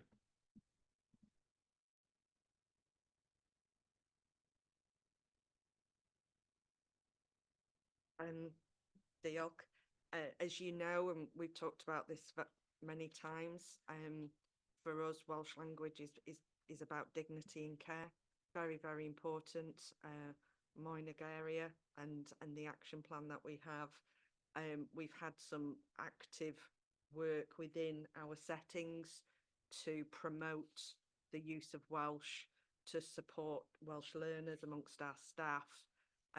But actually it's part of the support that is given. So we're very proud of that. We've had some award winners within our service, specifically around Welsh language promotion, use of Welsh language. So very, very proud of that. Diolch. Thank you. Councillor Ellie Chard. Lovely to read the report, and it was good to read that new staff that are taken on actually work shadow shifts, and I thought that's great. It was good to read, and yeah, and I'd just like to mention that I did used to visit Godwell now with one of my little lady friends. She was there until the age of 98, and it was a super place, and I always fancied living in her flat because she was overlooking the seafront. But there you go. But thank you all, and thank you for our department looking after them. Okay, thank you, Ellie. Nigel Rudd. Thank you, Chair. Two things. Firstly, congratulations to Councillor Ellen and the team for a really good report. The fact there were no areas of improvement identified, I think is remarkable. My question is... Sorry, Nigel, sorry to interrupt. I don't think we can hear you. There's something wrong with the sound production. It's reverberating. I can't... Can you make it? I can't make it out. I'm sorry. Okay, I'm sorry. Perhaps it's just me. I know some of us are struggling, but I think Gary's got better hearing. So I'm sorry to interrupt you. Please continue. But I see you've switched your screen off. That might be an idea. So try again. I do apologise for interrupting you. Try again now. Chair, can you hear me? That's better. Yep. My question was, and it might well be one that Gary, not hear me? Yeah. Yes, I can hear you. Okay, my question was to Gary was to establish how the staff were being protected given the recruitment and retention issues here under the terms of the staff exit scheme. Well, there are two issues effectively. Number one, the council's introduced recruitment controls, so all the majority of vacancies have to go through CET, but there are certain roles that are exempt, and roles in care tend to be exempt from those controls so that they can be advertised as and when they become vacant. And the other issue is that in respect of the voluntary exit scheme, it's been made very clear to all staff at the outset that whilst we've opened it to all staff to be able to express an interest in taking advantage of that scheme, not everybody who asks will be allowed to leave, and that there are two principal criteria. The first is, can the service afford to do without that role? And clearly that will form a critical part of any business case for voluntary exit. And the second is, do the numbers stack up? So it's not just a financial exercise. So heads of service are completing business cases for CET in respect of each individual. Each individual's circumstances will be different, but the head of service will be making a recommendation in those business cases as to whether or not that's a role that they can do without. Okay, Nigel? Yeah, thank you, Chair. Thank you. Mark Young? Yeah, thank you, Chair. And as you say, when we read this in our meeting last week, it was a shock because we are used to doom and gloom. But I do think it's important that we remember what we do because we're always talking about what we're cutting and we celebrate success. So I've got a question, how we sharing this with our staff? And another request, I hope the press are on, they're very good at picking up negatives. This is public document, and the first line is absolutely positive, and they hope they also report good news. But the question is, how do we share this with our staff? I'm sure you have, but it'd be good to hear that. Jochen, thank you. I was going to ask as well. Thank you. Okay, so we share this with staff. It was circulated at the time. Now it's a little bit after the fact, isn't it, by the time we've got here. But we share this by circulating the document to managers. That would then be discussed in team meetings, one-to-one supervisions, and during my visits as well. You know, I like to celebrate the good news with the staff because it is them in the end that have created this and have led to such a positive outcome. Thank you. I likewise was surprised, and I'm pleasantly surprised that the service doesn't seem to be adversely affected by the recruitment and retention difficulties which we know are affecting the council as a whole, and indeed other aspects of care services. You did mention that it seems to be, despite those difficulties, the service is being provided in the way it is. Sorry, Nicola, did you want to come in there? Sorry. I think when Katie described earlier that juggling around, that asking staff to do additional shifts, to change the rotas and so on, it is probably a very simplified version of what happens. And actually, you know, the service is under considerable pressure because of those recruitment and retention challenges. We are incredibly grateful for the support that the staff give and their flexibility, but we are very, very cognizant that that is not sustainable permanently. So we are continuing to try and recruit to that service. Lots of opportunities for work experience, grow your own, lots of things the service is trying to do to promote careers within that direct care provision as a professional role. But it's very challenging, and I wouldn't want this committee to think that it's easy, because it really isn't. And Katie and the management team spend an awful lot of time, very, very close to the wire sometimes, in covering those. In fact, Katie herself will go in and cover shifts if necessary. Not ideal, but there are minimum requirements of staffing that have to be met, and that is the service priority. Okay. Just very quickly, so we know how hard it is. So to see the first line of a report, I'm going to read it out. People are happy with the service they receive and praise the standard of care delivered. Amazing, well done. I ddilyn be mae Cynghorydd Mark Young wedi dweud, oes na gynllun gan Elen I roi hyn yn y wasg I ddathlu y ffaith bod yr adroddiad yma mor gadarnhaol rhywbeth I frolio yn Sir Ddinbych. A gweithio Elen y gewch chi gyfle I roi hwn yn y wasg drwy ddefnyddio yr tîm cyfathrebu sydd gan y sir.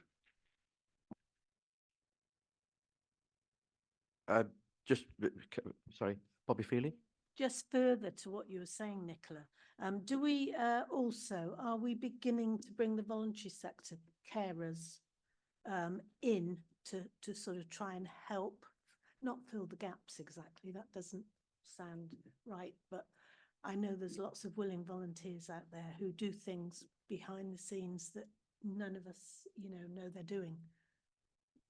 I think a lot of the voluntary work is probably before we're involved. Once we say somebody's got an assessed care and support need, it is going to be probably more likely than not that that remainder of the care and support that they need is from paid care workers. You know, that's not to diminish, you know, we don't see as many people because of that voluntary work. The Educare team do an awful lot to support people in the community, and we're really grateful for that. And where volunteers do want to come into our services, we do welcome them. What I would say is that volunteer has dropped off in our registered services since COVID and since people have gone back to work. And can I just add my congratulations with everybody else for such a good report? Thank you. Yeah. Just on that point, it was mentioned about publicising amongst staff. Is this, sorry, perhaps I missed it, but has there been something out in the public domain as well? Or will there be, yeah, in terms of This report publicity? is published on CIW website. It's publicly available, but we can certainly contact corporate comms and arrange with Alan to do a press release. Say as a committee that should happen, but it just seems that there's so much, as I say, doom and gloom about, you know, and you know, when you get a positive report on a council service, it's nice to see something. Nicola, sorry. We do have a communication strategy specifically for social care, you know, to try and raise the profile, to try and encourage people to come and work with us, but appreciate the services that are on offer. It's very difficult to get some of the media outlets to run these things. They tend to run. Yes. I was trying to how to word that without it coming across as critical, but yes, quite often, you know, we will always put positive news releases out through the comms team. They put them out all the time about adult social care. Do they get picked up by the media channels? Sometimes not. Okay. We run them on all of our social media channels. We've had TikTok videos, which were very popular, with some of our carers and our citizens. So we are continually trying to do that. But you can take a horse to water, you can't make it drink. No. Okay. No other points on this from members? No.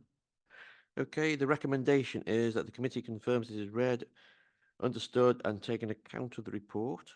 Is that the right recommendation? Yeah, it is. So can I have a proposal like this? But Bobby Feely, seconded please. Arwell Roberts, all in favour? Thank you. Okay, next we've got item 6, the Treasury Management Statement. I did suggest that we have a comfort break now. So I'm getting demand for that for some of my members here. So we will resume. It's 11:05 now. We'll resume at 11:15, if that's okay. Thank you. We'll proceed now with item 6, which is the Treasury Management. So I think Liz Thomas is going to give a summary, and then we'll open it up to any questions. Thank you. Thank you, Liz. Thank you, Chair. So just briefly explain what you've got in your pack. I think we might have gone a little awry with our appendices, so I'll just explain what belongs to where. So the report is twofold. You've got the Treasury Management Strategy Statement, it's quite a mouthful, 24-25, and that's in Appendix 1, and it starts on page 43. It's a requirement to have approved a Treasury Management Strategy for the forthcoming year, and here in Denbighshire, the scrutiny of that is done by the Governance and Audit Committee, and then it will go to Council before the start of the financial year.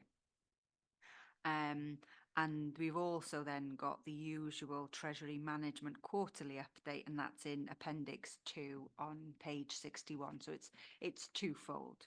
So the Treasury Management Strategy Statement first. So members have all received training by Arlene Close, our Treasury Management Advisors. I was going to ask Councillor Feely, had she received the training? No, that's okay, Councillor Feely. We can arrange for you to get a copy of the slides.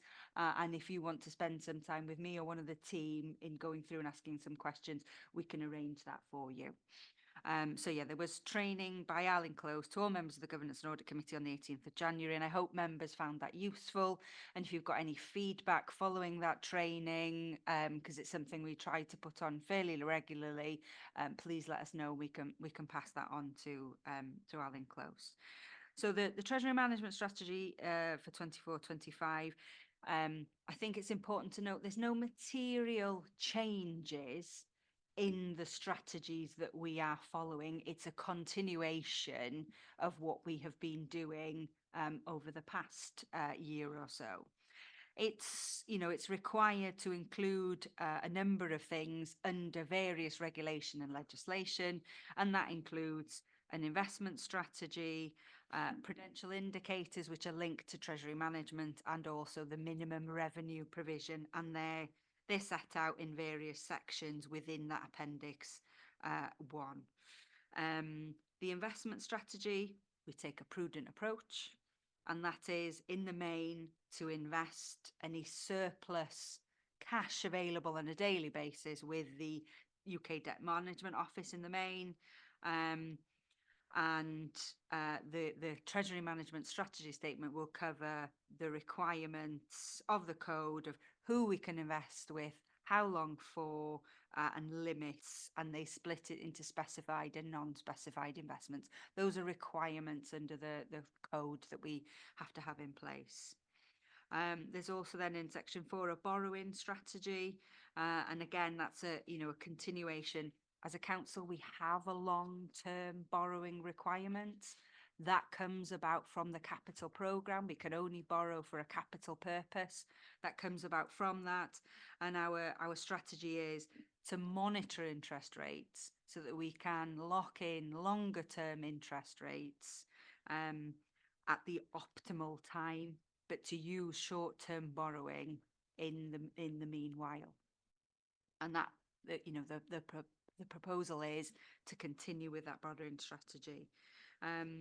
The minimum revenue provision is included. That's how we repay borrowing through the revenue account. That's unique to local government. Nobody else has an MRP. That's just local government that has this system. But that's how we repay borrowing, and there's no changes this year being proposed. It includes the reporting that we will do to the Governance and Audit Committee and Cabinet and Council throughout the year, and also other requirements such as training, Treasury Management Advisors, borrowing policies on borrowing in advance of need, and financial derivatives, and there's no changes to those. The appendices then to the Treasury Management Strategy Statement, there are A, B, C, D and E, and I think D and E are coming after Appendix 2, and I think that's why it's somewhat confusing. So you've got D and E, which is the liability benchmark and the debt maturity profile on pages 81 and 83, but they belong with the Treasury Management Strategy. That's the strategy. The quarterly update then on Appendix 2, starting on page 61 of your pack. Again, this is update information to members in terms of how we're doing and following the current year strategy. So that's the 23-24 strategy. And we're following the investment strategy, investing with the DMO to minimise the risk to bank investments. So anything above 5 million will be with the DMO. And then the update on the borrowing strategy. So I mentioned earlier that we're balancing the short and the long-term borrowing need. Interest rates since we last updated have come down somewhat, and we have done some long-term borrowing during the quarter. So we meet regularly to talk about Treasury management, and we also meet regularly with Alan Close. So we've been in constant dialogue over the past few months with Alan Close around taking out longer term borrowing. So we have borrowed 26 million from the Public Works Loans Board to fund the the capital programme. We followed a process of little and often. You know, the day-by-day rates are quite volatile. So on the advice of Alan Close, it was do a little and often.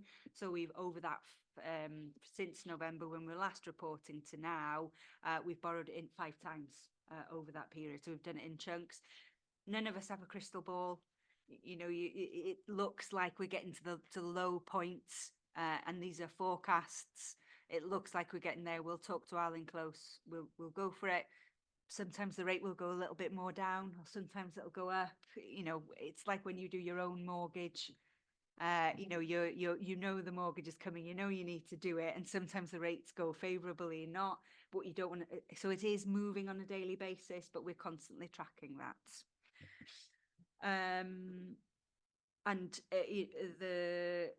Sorry, just looking at my notes. So, and so we're also looking at UK Infrastructure Bank about the long-term borrowing associated with the flood schemes.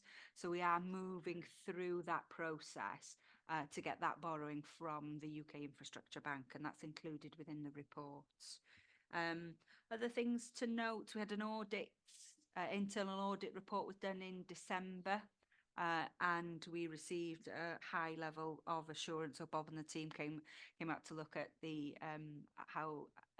how we're following treasury management processes and how we're following the strategy, and have received a high level of assurance. So that's it from me. Happy to take any questions, Chair. Thank you. Thank you, Liz. Just to say thank you also for arranging the training the other week from Arlen Close. I found it really good. I think I got positive comments from members there. We could do, I think all of us could do with copies of the presentation though. So just to say also, with the appendices D&E tucked at the back of the report, it's not a major gripe, but just there's the well-being assessment, all 15 pages of it. I'm not quite sure if we need all that, because a lot of it seems to be either neutral or not applicable. You just make the report a little easier to use. But it's fair enough. Always happy to reduce the pages of a report for committee members wherever we can. We'll see what we can do. I'm sure we might. We probably need a well-being assessment, but I suppose it just I think just a one-page summary would suffice. I think. Right. Members, questions, points, observations on the Treasury Management Report, both on the Treasury Management Statement, if you can make it clear which one you're referring to, or the update report. Any questions or points?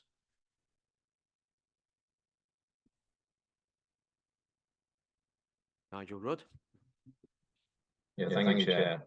Liz, can you give an approximate timescale for the UK Infrastructure Bank borrowing negotiations to come to a conclusion?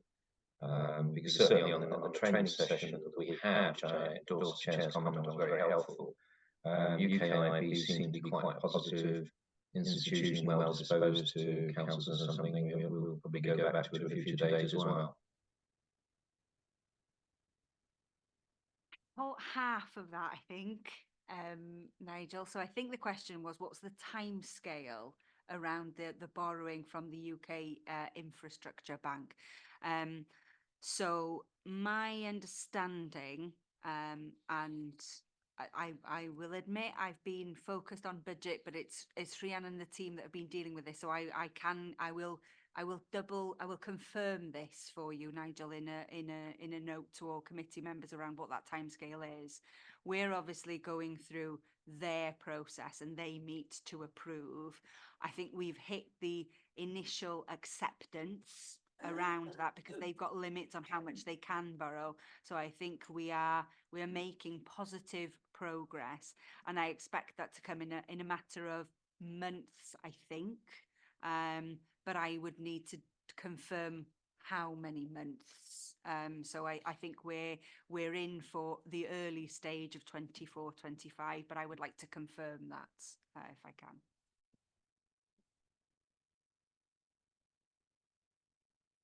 Okay, Nigel? Yeah, thumbs up. Thank you. Bobby Feely? This is probably going to be really naive, but thinking of my ISA, which was like 0.2%, 0.02%, 0.02% or something, and now is much, much better. Does this make a difference in terms of the money that's held in a bank or wherever it's held for interest rates? Does it make a difference getting bigger, better interest rates? And does it help the situation we are currently finding ourselves in? Yes. So we will always have a cash flow position. So the simplest way to explain it is that we get a revenue support grant from Welsh Government, and we get that on a monthly basis. That always comes in at the beginning of the month. And of course, one of our biggest commitments every month will be paying salaries, and they go out towards the end of the month. There is always cash flows, it ebbs and it flows, and that's just to do with the timings of things. So we will always have some cash to invest, and of course, when we're in a higher interest rate environment, whilst our borrowing costs more, any investments that we have yield more return. So there is additional income coming through. But in this, and we're talking about treasury management, so it's important to note that our principles around that is our aim isn't to chase the rate, it's to invest it securely, to invest it when we need it, so that the liquidity is there. So when the money is needed, it's there, and the final consideration is the yield, what the interest rate we get back is. So of course, in this one, we are mainly investing with the Debt Management Office, so that the rates what they get, and it will be linked to government borrowing, and that's the rate that we get. But it's higher than what it was earlier, a couple of years ago. So that does make a difference. However, the converse of that, of course, is we're borrowing for capital schemes, and that borrowing is also more expensive. So it's outweighing that. But it does, to answer your question, yes, it does make a difference, but it's outweighed by the borrowing requirement that we have. But it's taken into consideration through our budgetary process in forecasting the demands for borrowing, what investments we'll have, what those rates will be. It's all taken into consideration when we're setting the budget, and we have a capital within the not within the services, but we have corporate and central budgets, and it forms part of that on the budget monitoring report. And the reserves? Yeah, the reserves will feature in that, because those are reserves that we're holding. So that's cash that we haven't spent. So they will feature in that as well. Okay. No other questions? Oh, Mark. Yeah, just a couple on there. So thanks, Chair. So just working on the risk and how we manage it, and obviously we've got large borrowings for the major infrastructure flood defences, which we're stuck with, and I publicly always raise my concerns over the size of that borrowing sat on our books, and the fact that it's not ring fenced the amount we get back. And I have read in your documents and in the public domain that Welsh Government are re-looking at how they do budget lines. So are they looking at making that ring fence? Because that would really make everyone feel better, because it's mixed in with other grants at the moment. And when we're in trouble, could they take that asset onto their books? And are we looking at that? Would we look at it? And is there a process where you could? Because that figure does really sit heavily on us. So just that, and I hope you don't mind the question. Thank you. Joking out. So I suppose, so we've got two major flood defence schemes going on at both RHEOLI and Prestatyn, and the total cost of those schemes is in excess of 90 million. I think it's 92 million. So they are big flood defence schemes. So, if you look at Ddinbych, and I think this is an important point, when we're comparing council against council, debt levels against debt levels, for example, you wouldn't compare us. I can say this in a public meeting. We wouldn't, if Powys, for example, aren't going to borrow for flood defence schemes because they haven't got a coast. So you know what I mean? It's I'm safe in being able to say that. In terms of comparing one against the other. So we do have, it is a requirement. A number of homes are being protected by those schemes, and we're committed to those schemes. It is a scheme that is 85% funded by Welsh Government and 15% funded by us. So of that 92 million, our requirement is 14 million, and the requirement of Welsh government and the requirement from Welsh government is 78 million. But the scheme is such that we borrow, so we've got all of the 92 million on our books because they're our assets, our capital assets. But that is the cost of that borrowing will come through over a 25-year period through the revenue support grant, so through our financial settlement.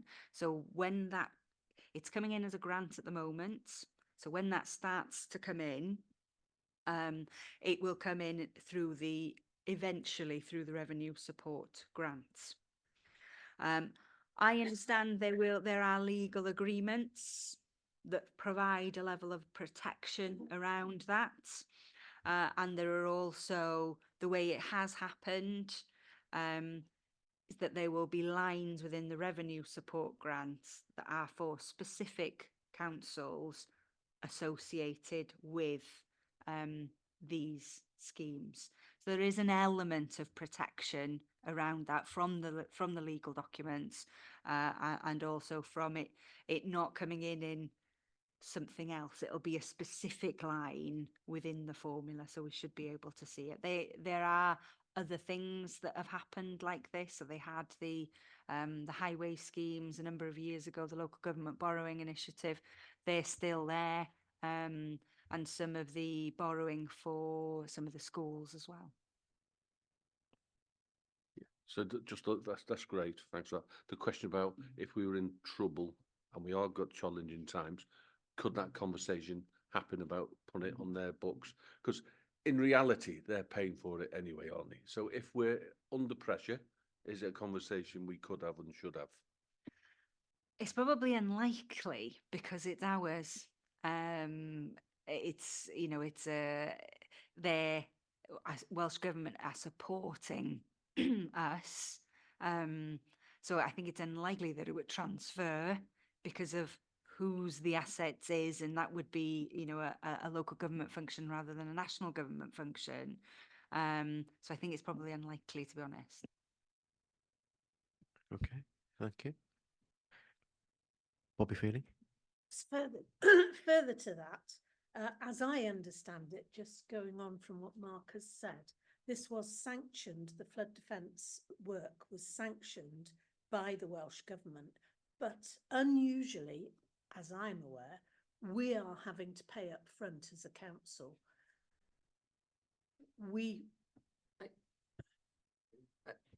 I think that the reason behind that is that the Welsh Government don't really have much borrowing powers. So it's just a sort of, why I'm answering, I guess it's a political mechanism so that they can empower councils to do things without having to go into their sort of basic revenue funding. They can't borrow to do these kinds of capital. So this is how the Welsh Government have facilitated these kinds of projects, which I guess it would be unlikely that they take it back for the same reason. You know, they couldn't take out the borrowing to pay for it. So yeah.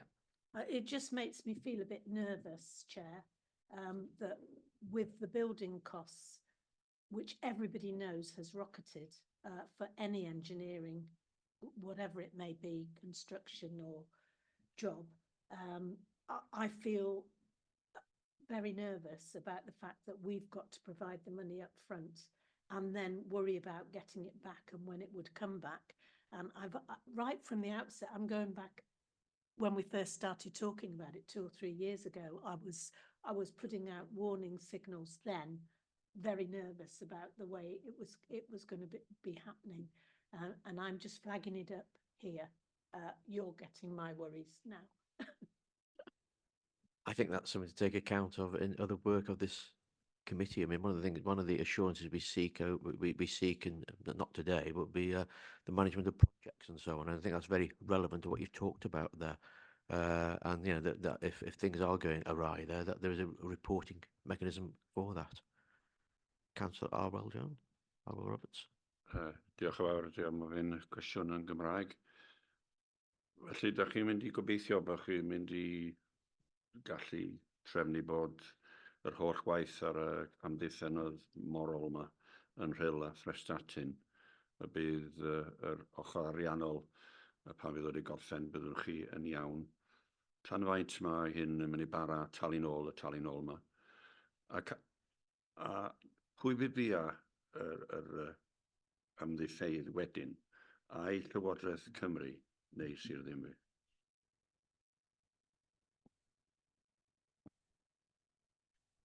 Na i jecio, ond dwi'n ffyddiog mai ni fydd biar, mai ni fysa biar yr ased wedyn.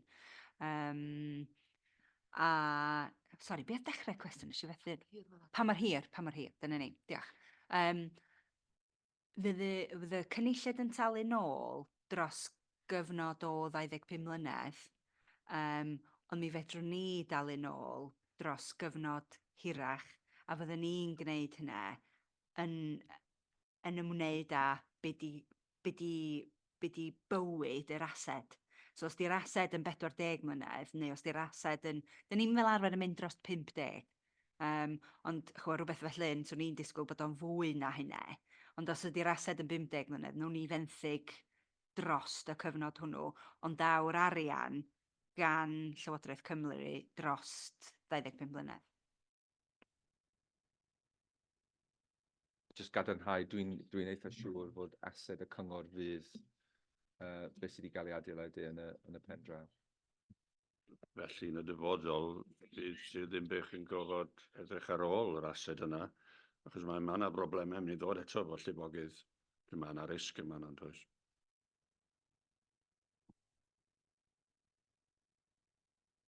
Okay. Okay, can I just ask a few questions myself, please? There's on page 41 of the pack, paragraph 4.6 of this in the cover report. You say that the capital strategy report will be reported to council in February, alongside the capital plan, and will include the following capital-related prudential indicators, and they say what they are there. Well, does the Governance and Audit Committee need to see the capital-related prudential indicators? You know, we see other prudential indicators, as in other parts of this report. But given the, I suppose I'm informed by, I'm aware a little not going to be a dangerous thing. But following on from the Arlene Close training we got, I mean, one thing that I think that came out of that loud and clear was the revenue implications of capital borrowing, which you've alluded to in your summary at the start of this item. Given the risks associated with capital expenditure, borrowing and revenue implications for future years, does the GAC need to see more here to obtain the necessary assurances? I'm looking at later on in the report, it shows that the liability benchmark for 26-27 is almost a 70% increase on that for the last financial year. Now, it's not our job to, as I keep saying, to criticise decisions that are taken and so on, but in similar vein to what we were talking about before, I think we need assurance that when whoever does take the decision for capital expenditure and the way that it is funded, that the future risks are being taken account of and are being managed there. And presumably, the capital prudential indicators are indicative of those assurances, should they be coming to the GAC before they get reported elsewhere, in your opinion?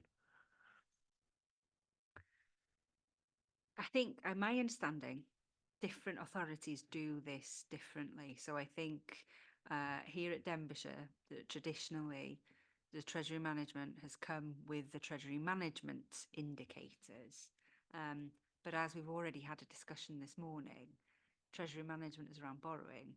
Borrowing is around capital. So that, you know, there are clear links.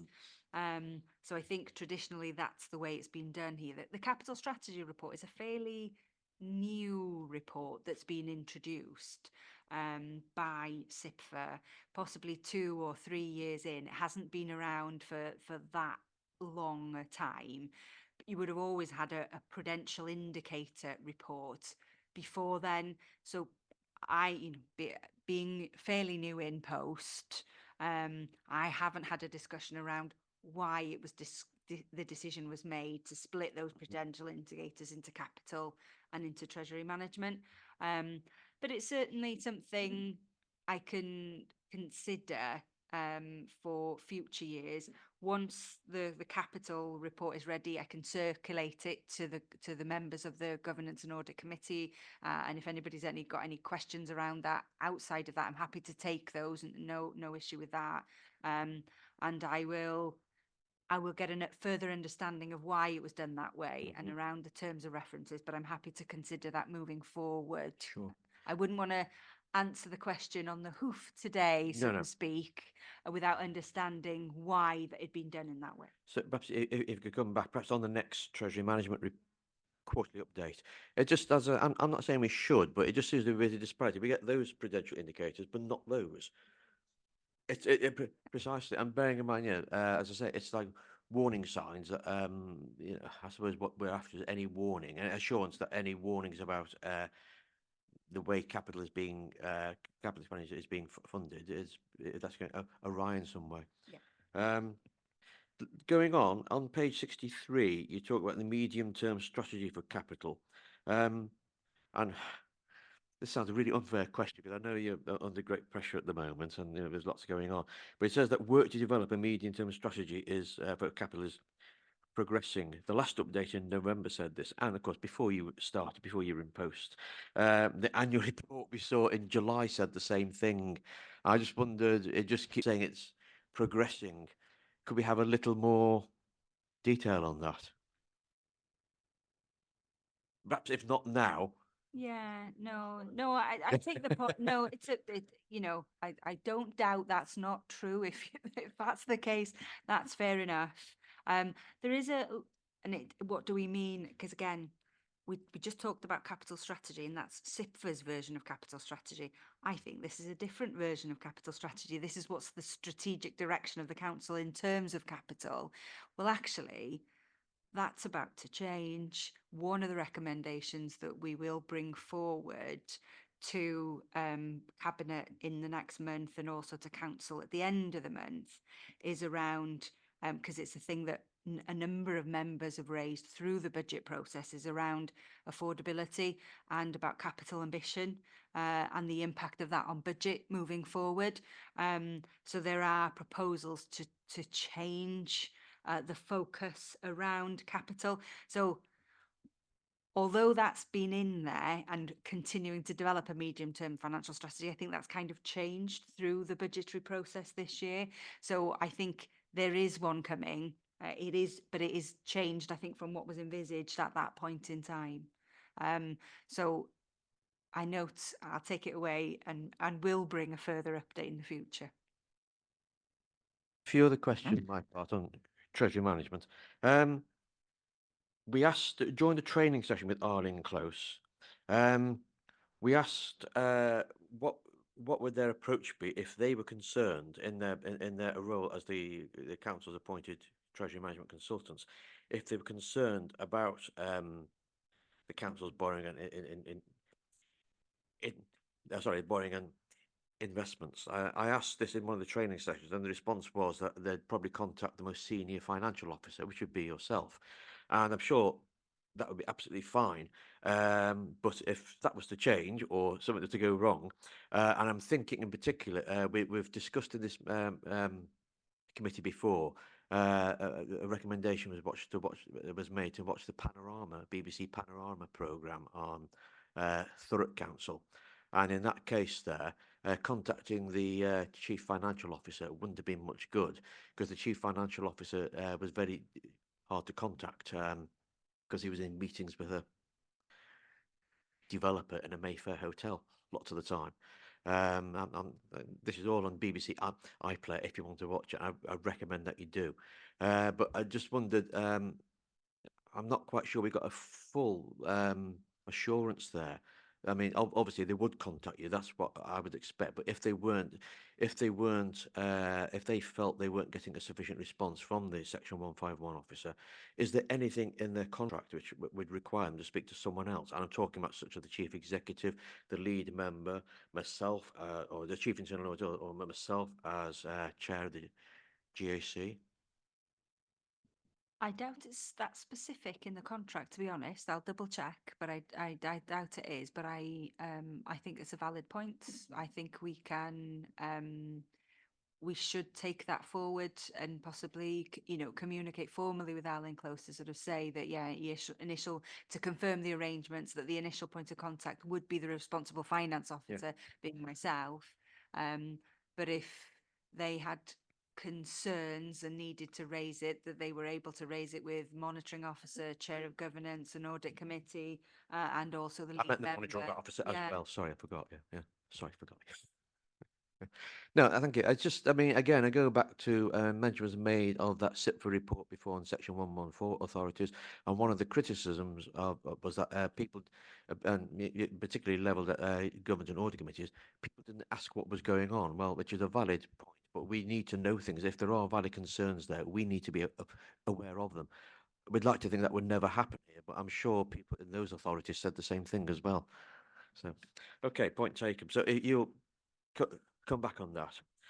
Also, on if there's changes in our investments which are needed due to sudden changes in market conditions, we live in volatile times, and I think you mentioned this in the report on page 48.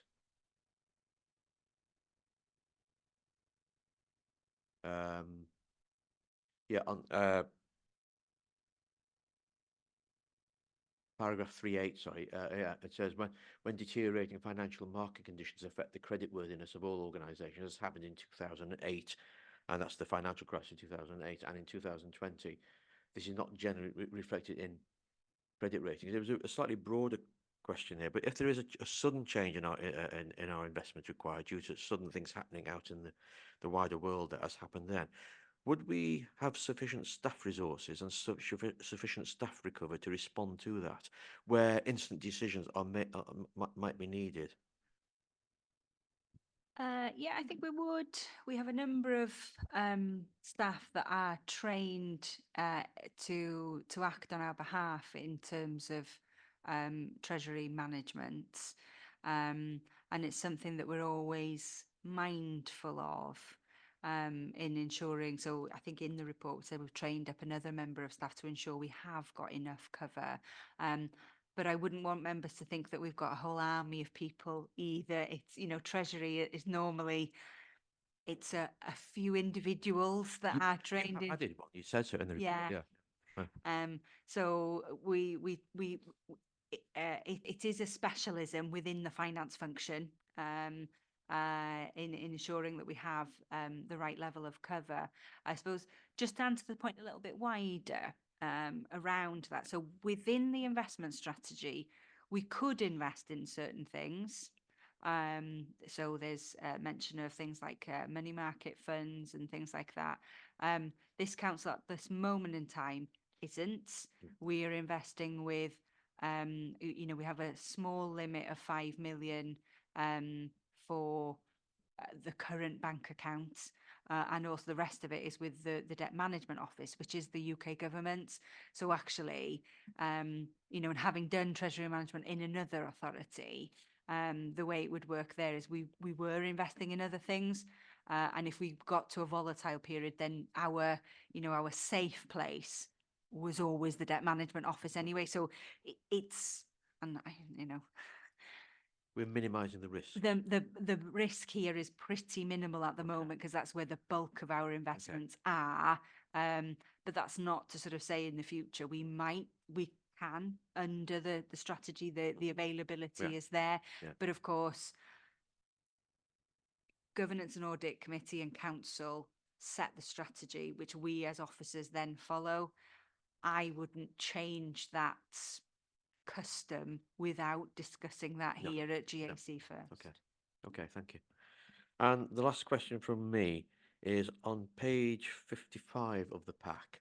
This is in the strategy, the actual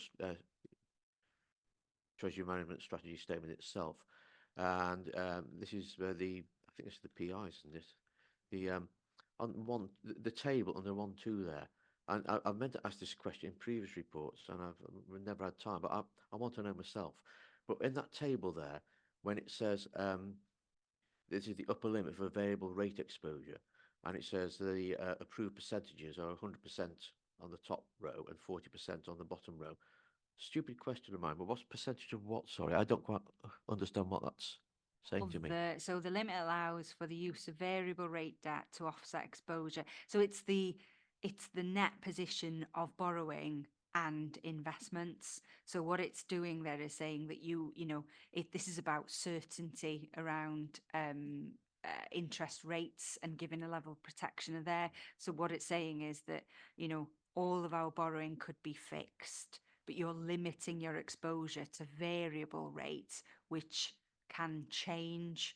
So with economics, variable rates could change and you'd be exposed to that. So as a local authority, you forego the interest rate in order to have the certainty because of the longer term.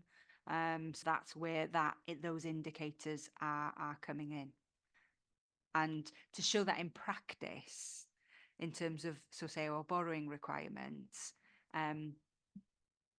there is a need to keep an eye on the level of short-term borrowing, because that is subject to interest rate and exposure. So that is then making sure that we're not borrowing too much short-term, because all of a sudden, if short-term isn't available or the rates increase, we're dependent on the rate at that time, whereas fixed is fixed and it's longer, and we've got certainty around that. That sort of helps to demonstrate how that works in practice. You've got that. I'll think about it. Okay, thank you. Any other questions or points from members? Councillor Roberts.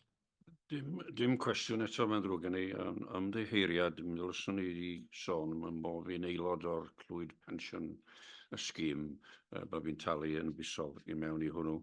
Ac hefyd ymddiheuriad, na chefais i gyfle i fod ar y cwrs da chi'n sôn dan efo Alun Close, o'r rhaid fi fynd i Gynebrwn yn Ynys Môn. Felly os ga i ymuno efo Bobby Feely i gael yr cwrs gennych chi, swn i ddiolchgar iawn. Diolch yn fawr. Yep, no problem. We'll set something up. Nw'n ni osod rhywbeth cyn. Dwi'n bod ni'n trafod Treasury Management eto yn mis June. Mis Mehefin, so ni'n neud yn siŵr bod hynny dwi'n neud cyn hynny, fel bod chi'n yn ymwybodol. Okay, points on this one? No other questions? We've got 3 recommendations before us. One, that the committee reviews the Treasury Management Strategy Statement of 24-25 and the prudential indicators for the next 3 financial years. That members note the Treasury Management Update Report, and that the committee confirms it is read, understood and taken account of the Wellbeing Impact Assessment in Appendix 3 as part of its consideration. So can I have a proposal for that, please? Mark Young, seconder. Harwell Roberts. All in favour? Thank you. Thank you very much, Liz, and thank you, Councillor Ellis. We go on now to item 7, the RIPA annual report. RIPA regulatory. I'll let Gary say it. Thank you, Chair. This is a report that we bring on an annual basis in respect of the exercise of the authority's powers under the Regulation of Investigatory Powers Act, otherwise known as RIPA. First of all, I need to point out that there's a glaring error in the report, and it doesn't say the date that it's from. So it's since the last time we brought a report to the committee in July 22 until the end of calendar year 2023. I think you have asked in the past that these sorts of reports come as information reports. And that was the intention, I think, with this. However, between the preparation of the report and the publication of the pack, we've been contacted by the Investigatory Powers Commissioner's Office to notify us that we're inspected on a 3-yearly rotation. And they've notified us that our turn for an inspection is coming up. I think probably just to set a little bit of context, the report makes clear we haven't used any of these powers. We hadn't used any of these powers in the last annual report. We haven't used any of these powers in this annual report. And the reason for that is that the Protection of Freedoms Act that was brought in just over 10 years ago effectively changed the way in which these powers work. So the RIPA legislation allows local authorities to authorise what's called directed surveillance. And prior to the Protection of Freedoms Act, local authorities used that a lot. And frankly, some authorities overused it, and it brought the whole thing into a little bit of disrepute. The government brought in the Protection of Freedoms Act, which said that you could only use these powers in respect of investigations for relatively serious matters, and as well as having your own internal authorization process, then you then have to go to the magistrates court to get their permission as well to do it. Frankly, as an aside,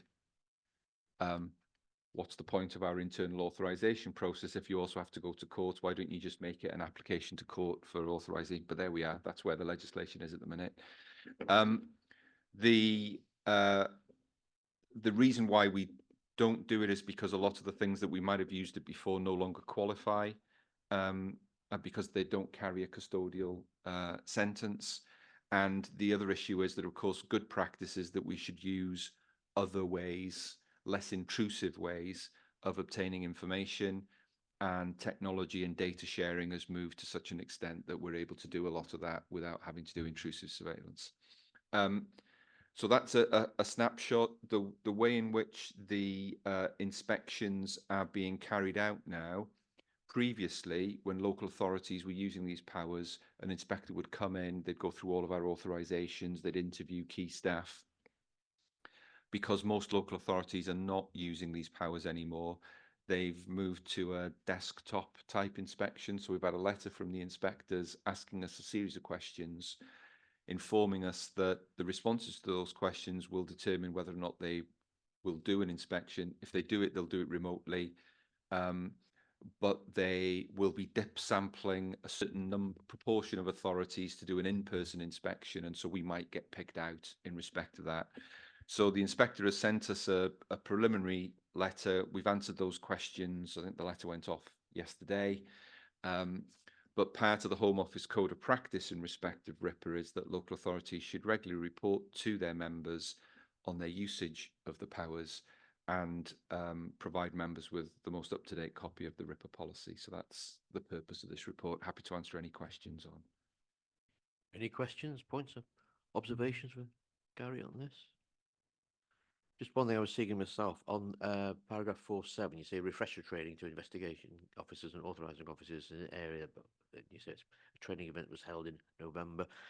That's to those officers we know. I suppose the only assurance I'd be looking for is that there aren't people who are in the council who might unwittingly go and breach these regulations, and a bit through lack of awareness. They think it never occurred to them that this exists in the first place.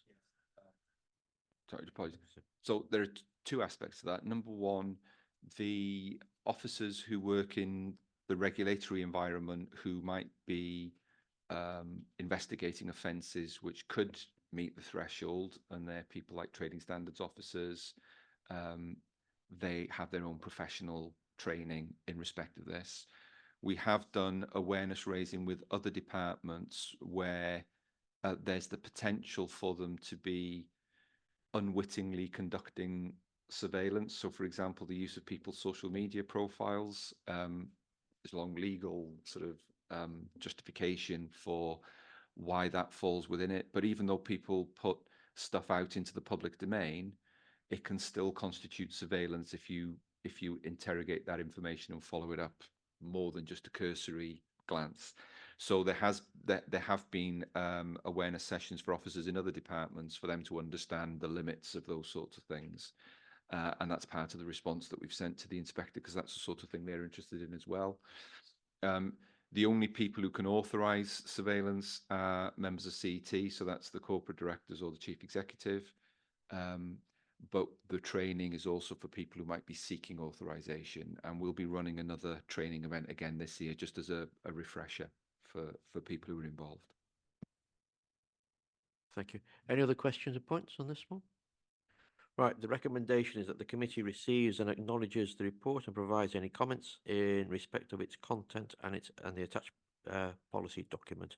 Can I have a proposer for that, please? Councillor Ellie Chard, seconder Bobby Feely. All in favour? Thank you.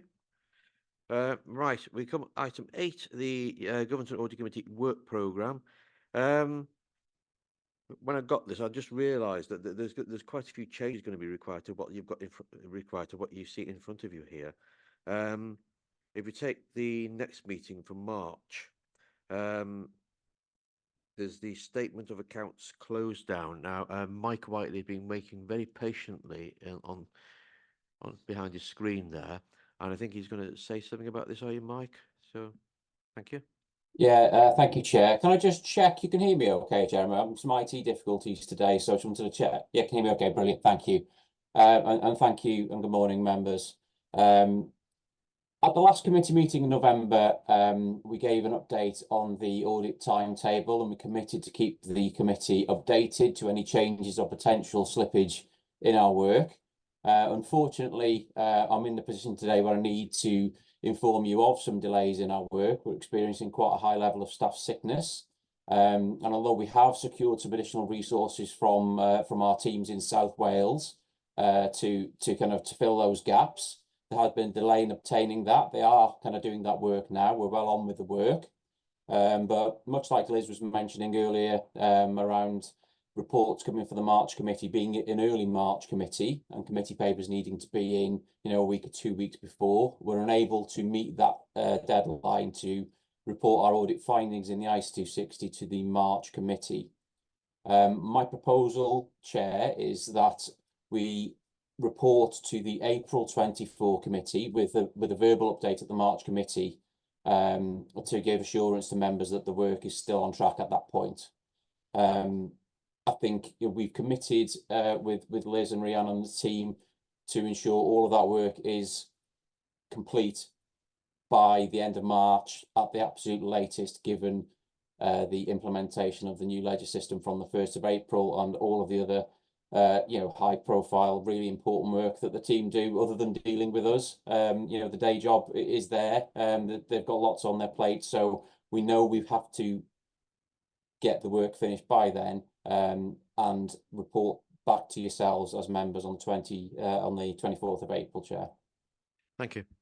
Thanks, Mike. So we're talking instead of getting it in March, we're talking about the 24th of April or a verbal update then if you can't produce it. Is that what you said? No, Chair, the plan would be just to for myself to attend the 6th of March meeting and give a verbal update of audit progress at that stage to give members reassurance that we are still on track to get all that work finished by the end of March and hopefully before, with then the formal reporting in our ICE 260 audit findings report to be presented at the 24th of April committee, Chair.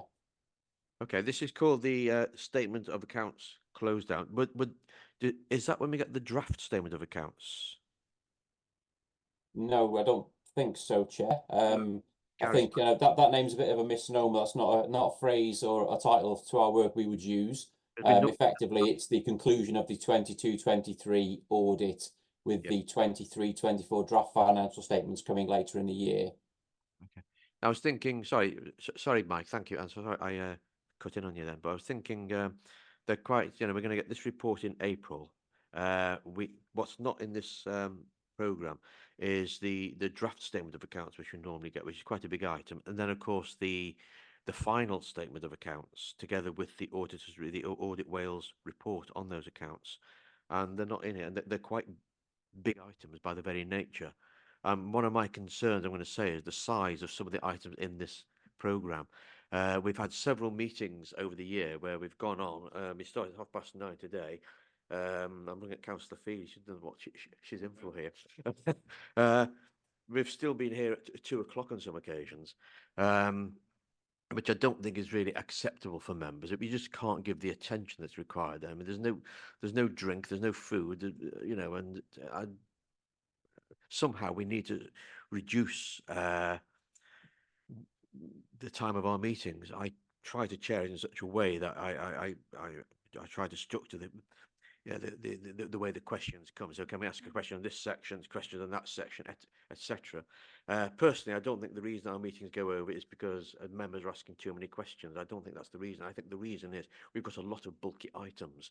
We're trying to also mitigate that partly by having more information reports, as we said last time. Some of the annual reports, such as RIPA, we've just had CYRO last time, health and safety, property compliance, we're going to ask for as information items, but there's still no getting away from it. So if you look at March now, the next meeting, we don't know what external regulatory reports there might be, but there will be some.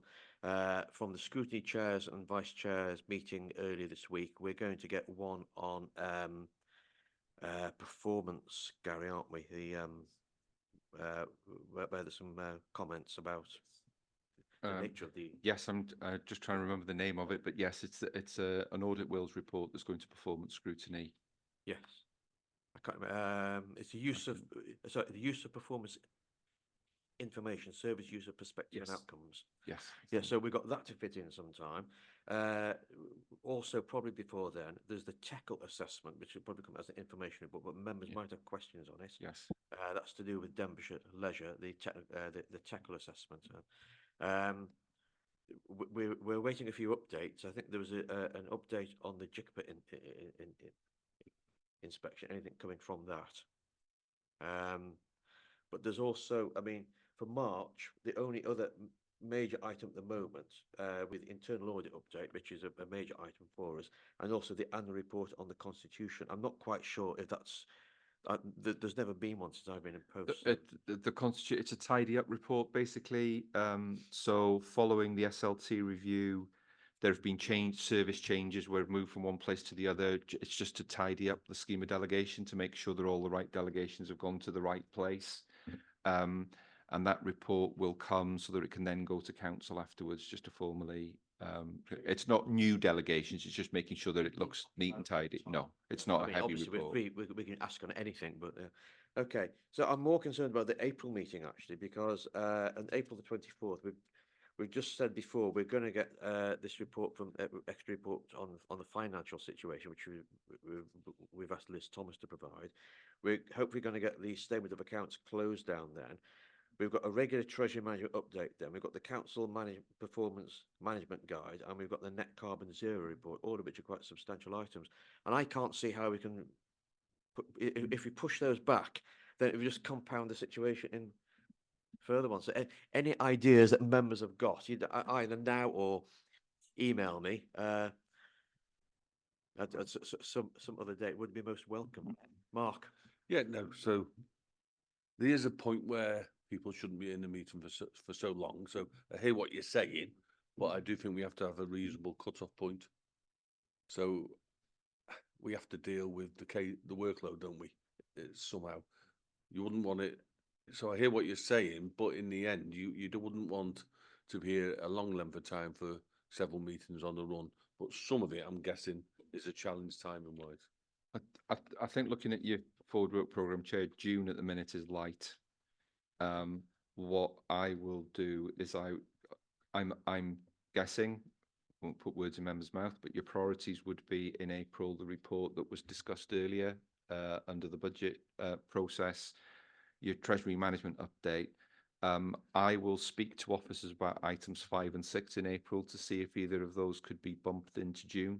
Yeah, sorry, Gary, you say June looks light. I mean, just going over the page here, the reports, we've got the internal audit annual charter and strategy, the internal audit annual report. We've also got the internal audit update, both of which, those three tend to attract a bit of focus.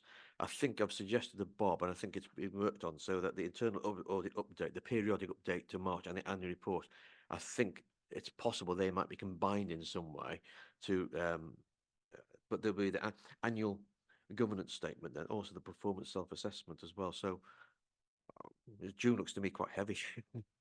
Well, looking at items 5 and 6 for April, I'll discuss with officers whether there's anything in there which would enable those to be information reports that you'd receive, and then you can decide whether or not you want to take them as substantive agenda items at a later date.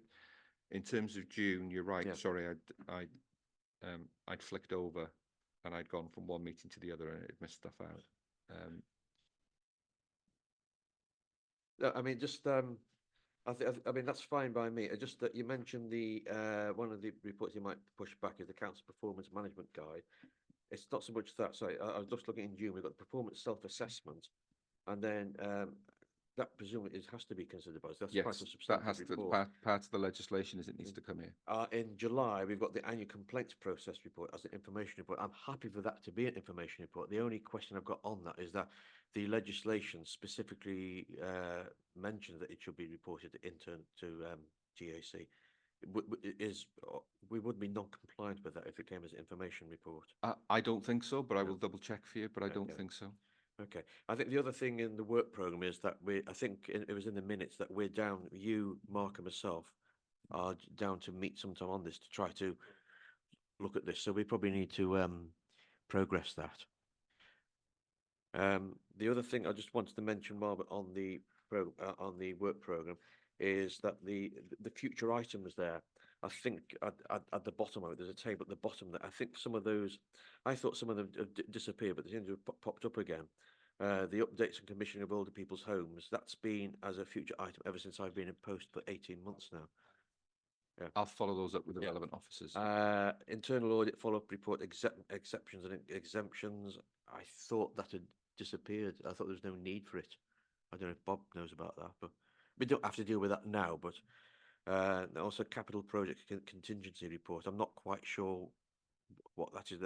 Again, I think they've been there for a long time, but I think we need to tidy the program up. I think, if I remember correctly, the capital project contingency report, I understood that's very old, and I understood that had been dealt with. It related to concerns raised by a member who's not a member anymore. I think it was former Councillor Holland who raised that in respect of a project around contingency, and I think it's been dealt with.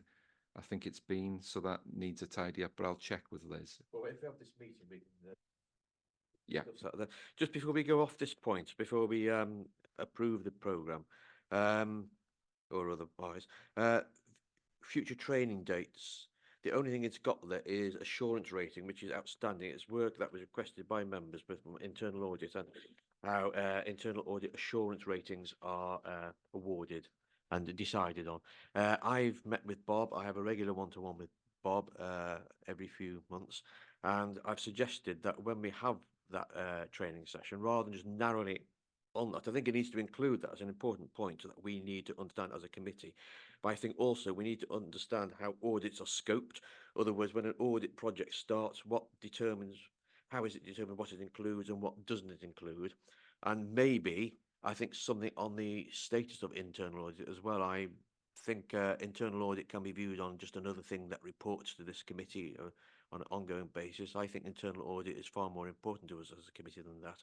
And I think perhaps we might need to think about that role a bit more. That might be subject of a separate training session, but that's what I've suggested to Bob. But certainly that one on assurance ratings, but a bit more on the way the internal audit operates. So if that's okay with members, any objections to that?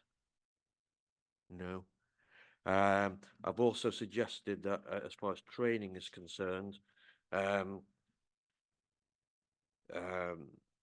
we might need. There's a further self-assessment. At the last meeting, Paul Witham, the other lay member, suggested that March and April we have a further meeting to progress the self-assessment session that we had last summer. I think that would be good. I think we also need to, from that, there might be some changes of our terms of reference that are required. So with your permission, unless anybody objects, Mark and I will speak to Gary on that. But also we're looking to have in March and April, perhaps I've spoken to Bob about this, another self-assessment session to further what we did last year to take things forward there. Just to remind you, it's assessing our performance and the way we operate against SIPFA's benchmarks for it, for government and audit committees. The only other thing I think we might need training on thinking about for the future, we've talked about risk management and the corporate risk register. There might be more there, and possibly something on the new, I believe there's new procurement rules for local authorities, which might be of interest and background information to us as a committee. Yes, we could certainly arrange that, and if we do that, then we'd open it out to members generally as well. So, but I'll speak to the procurement team about timescales. Anything else on the work programme or training, members? Right, do we need to approve this, the work programme? Well, can I think I think the recommendation is that we subject we agree this work programme subject to ongoing changes, which I will and Mark will discuss with the monitoring officer, and we'll come back at the next meeting. So, all Arwell in favour, Mark seconded, all in favour? Yes, thank you. And the last letter, thank you for bearing with me. The last item is the Ombudsman's annual letter, which is the information report. I don't know if there's any questions on it. It's only an information report. Just to say, I've read it. I'm not sure how meaningful the report is in this respect. It gives a number of complaints, but I think that's fairly meaningless. You could have one complaint that would be absolutely devastating. You could have 500 complaints, which are drivel, basically. So a number of... be careful here. Minute this, please. I'm not quite sure how meaningful the report is. We have to have it. To me, a more meaningful, I think we have to have it now because I believe it's going to Standards Committee to consider.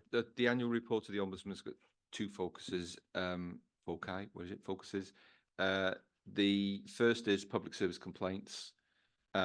The other aspect is code of conduct complaints. Code of conduct is obviously a matter for Standards Committee, so we will take this letter to the Standards Committee about that because there's been a downward trend nationally.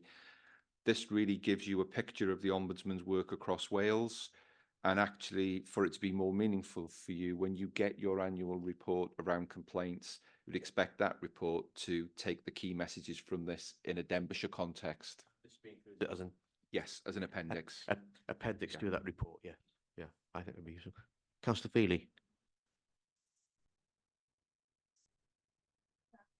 They say they're doing a second wider own initiative investigation, this time looking into carers' assessments within local authorities. I don't know whether we need to.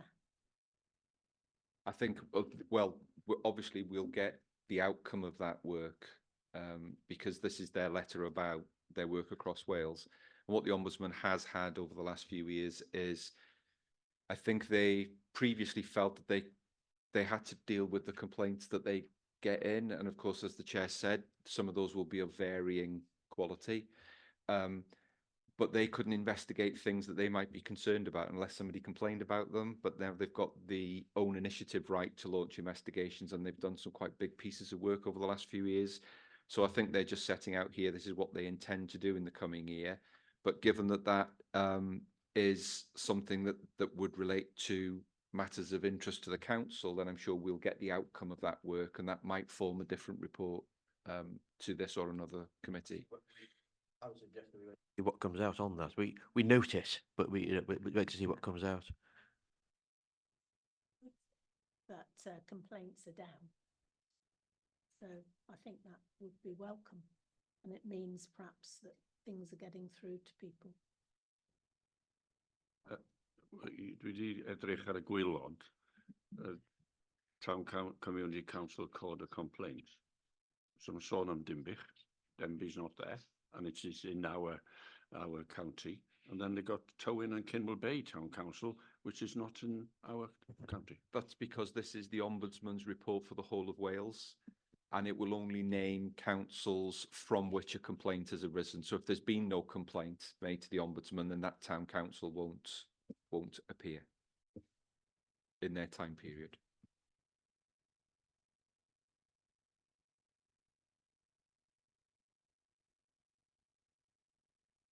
Okay, I've not got the particular table in front.